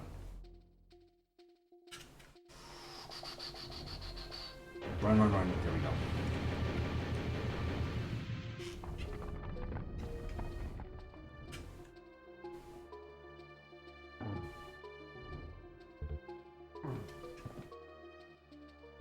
Oh, that's right. I was down here before. And I thought that there was a skull button here, but there isn't.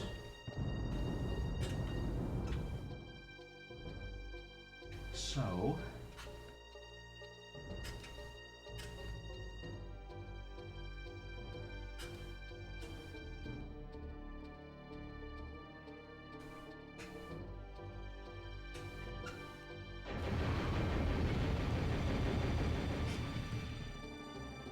continue back up the tower.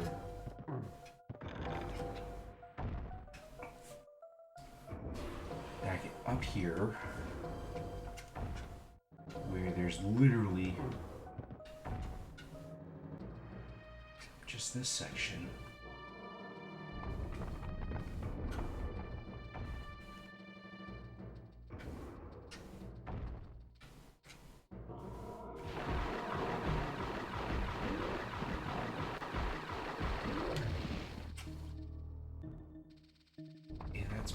That's barred.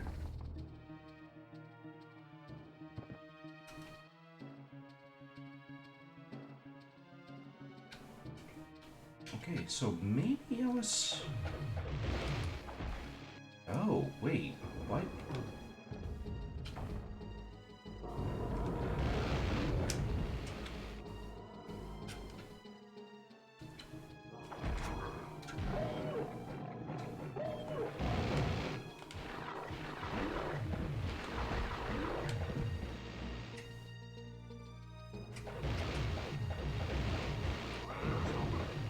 Ironic that we'd find one of these birds here, where there's the quote-unquote guardian of ice.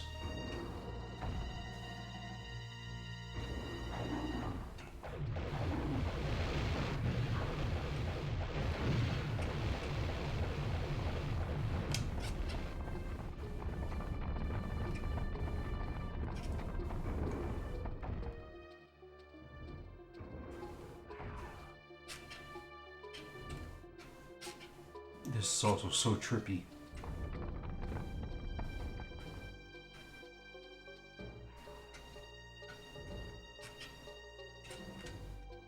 For a second there, I thought I missed out on a button, but apparently setting those fires or lighting those torches or what have you activated these side passages. So, what all do I need to do to get that key to come back? Okay.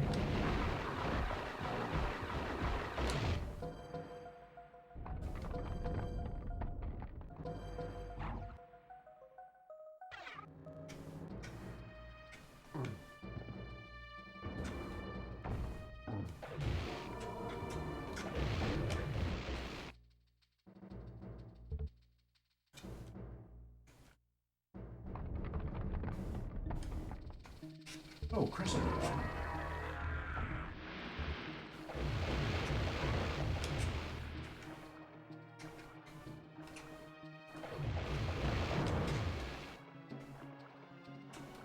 It's the fire key. Cool. So now we can go back to... Well, I know this is the... not the fire key, but this is the... I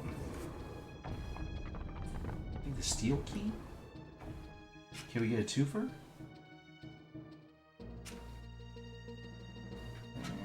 No, it's gonna let us do that.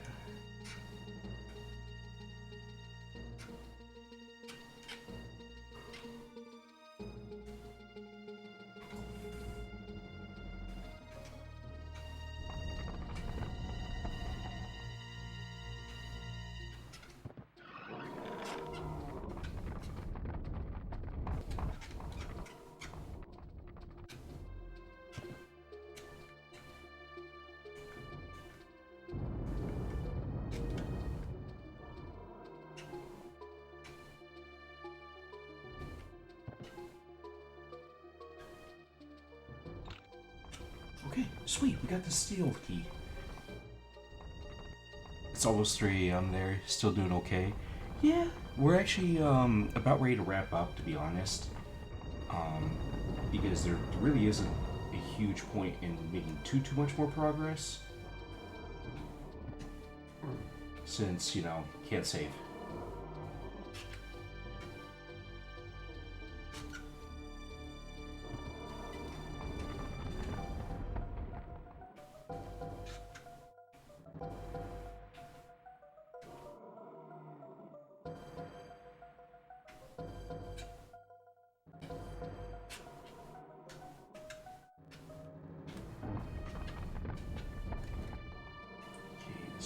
A little dangerous, but we're going to try it anyway. Sweet. So we have both keys, and that'll let us advance to the next section of at least the fire, the Guardian of Fire doorway. Nope. Gotta go through this side door here.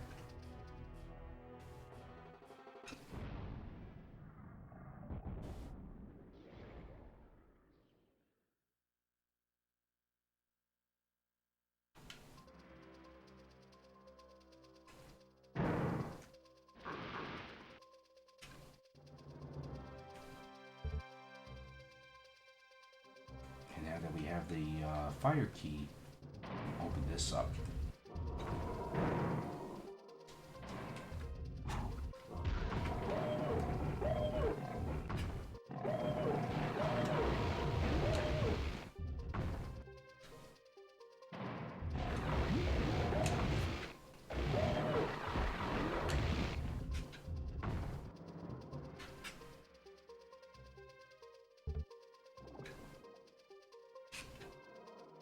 Aha, there we are.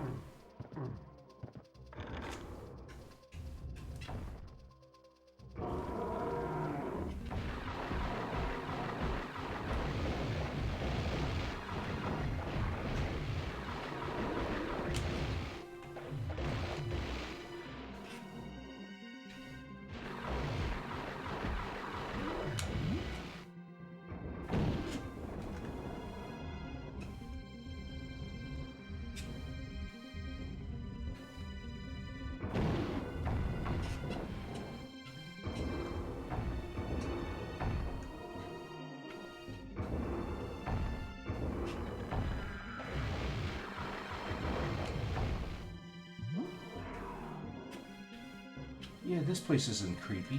Not in the least bit.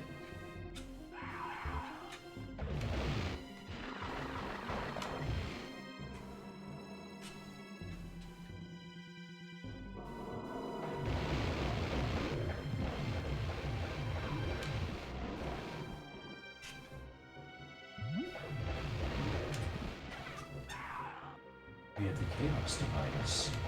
That seems intriguing.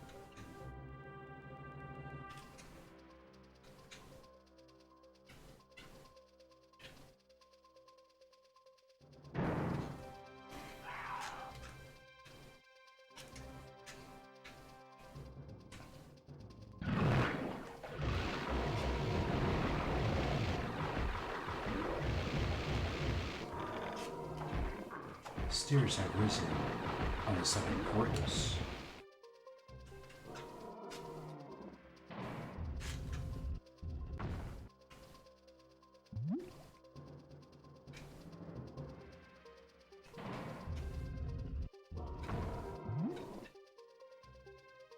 I really gotta like this level design.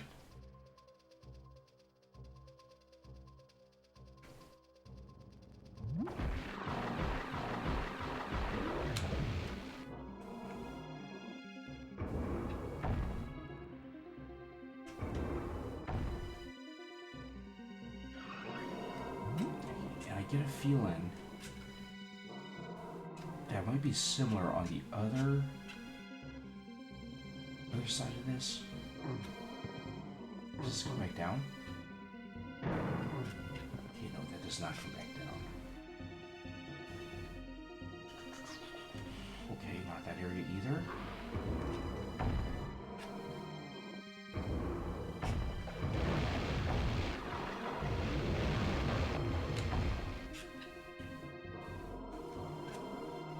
Yeah, this is a distinctly different area.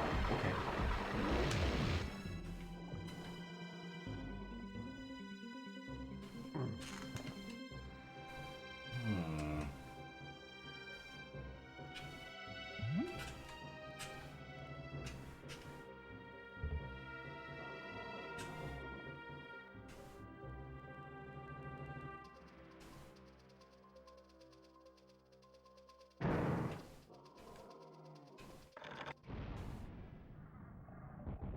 I was wondering how you're supposed to get back. I'm like, wait, the heck is that thing?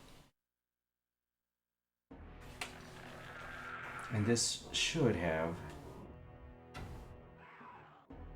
Yep. Opened up the stairs.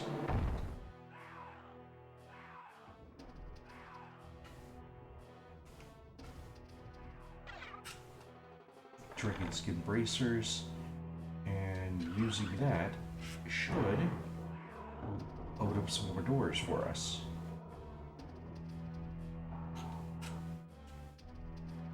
And with that, folks, that's Hexen.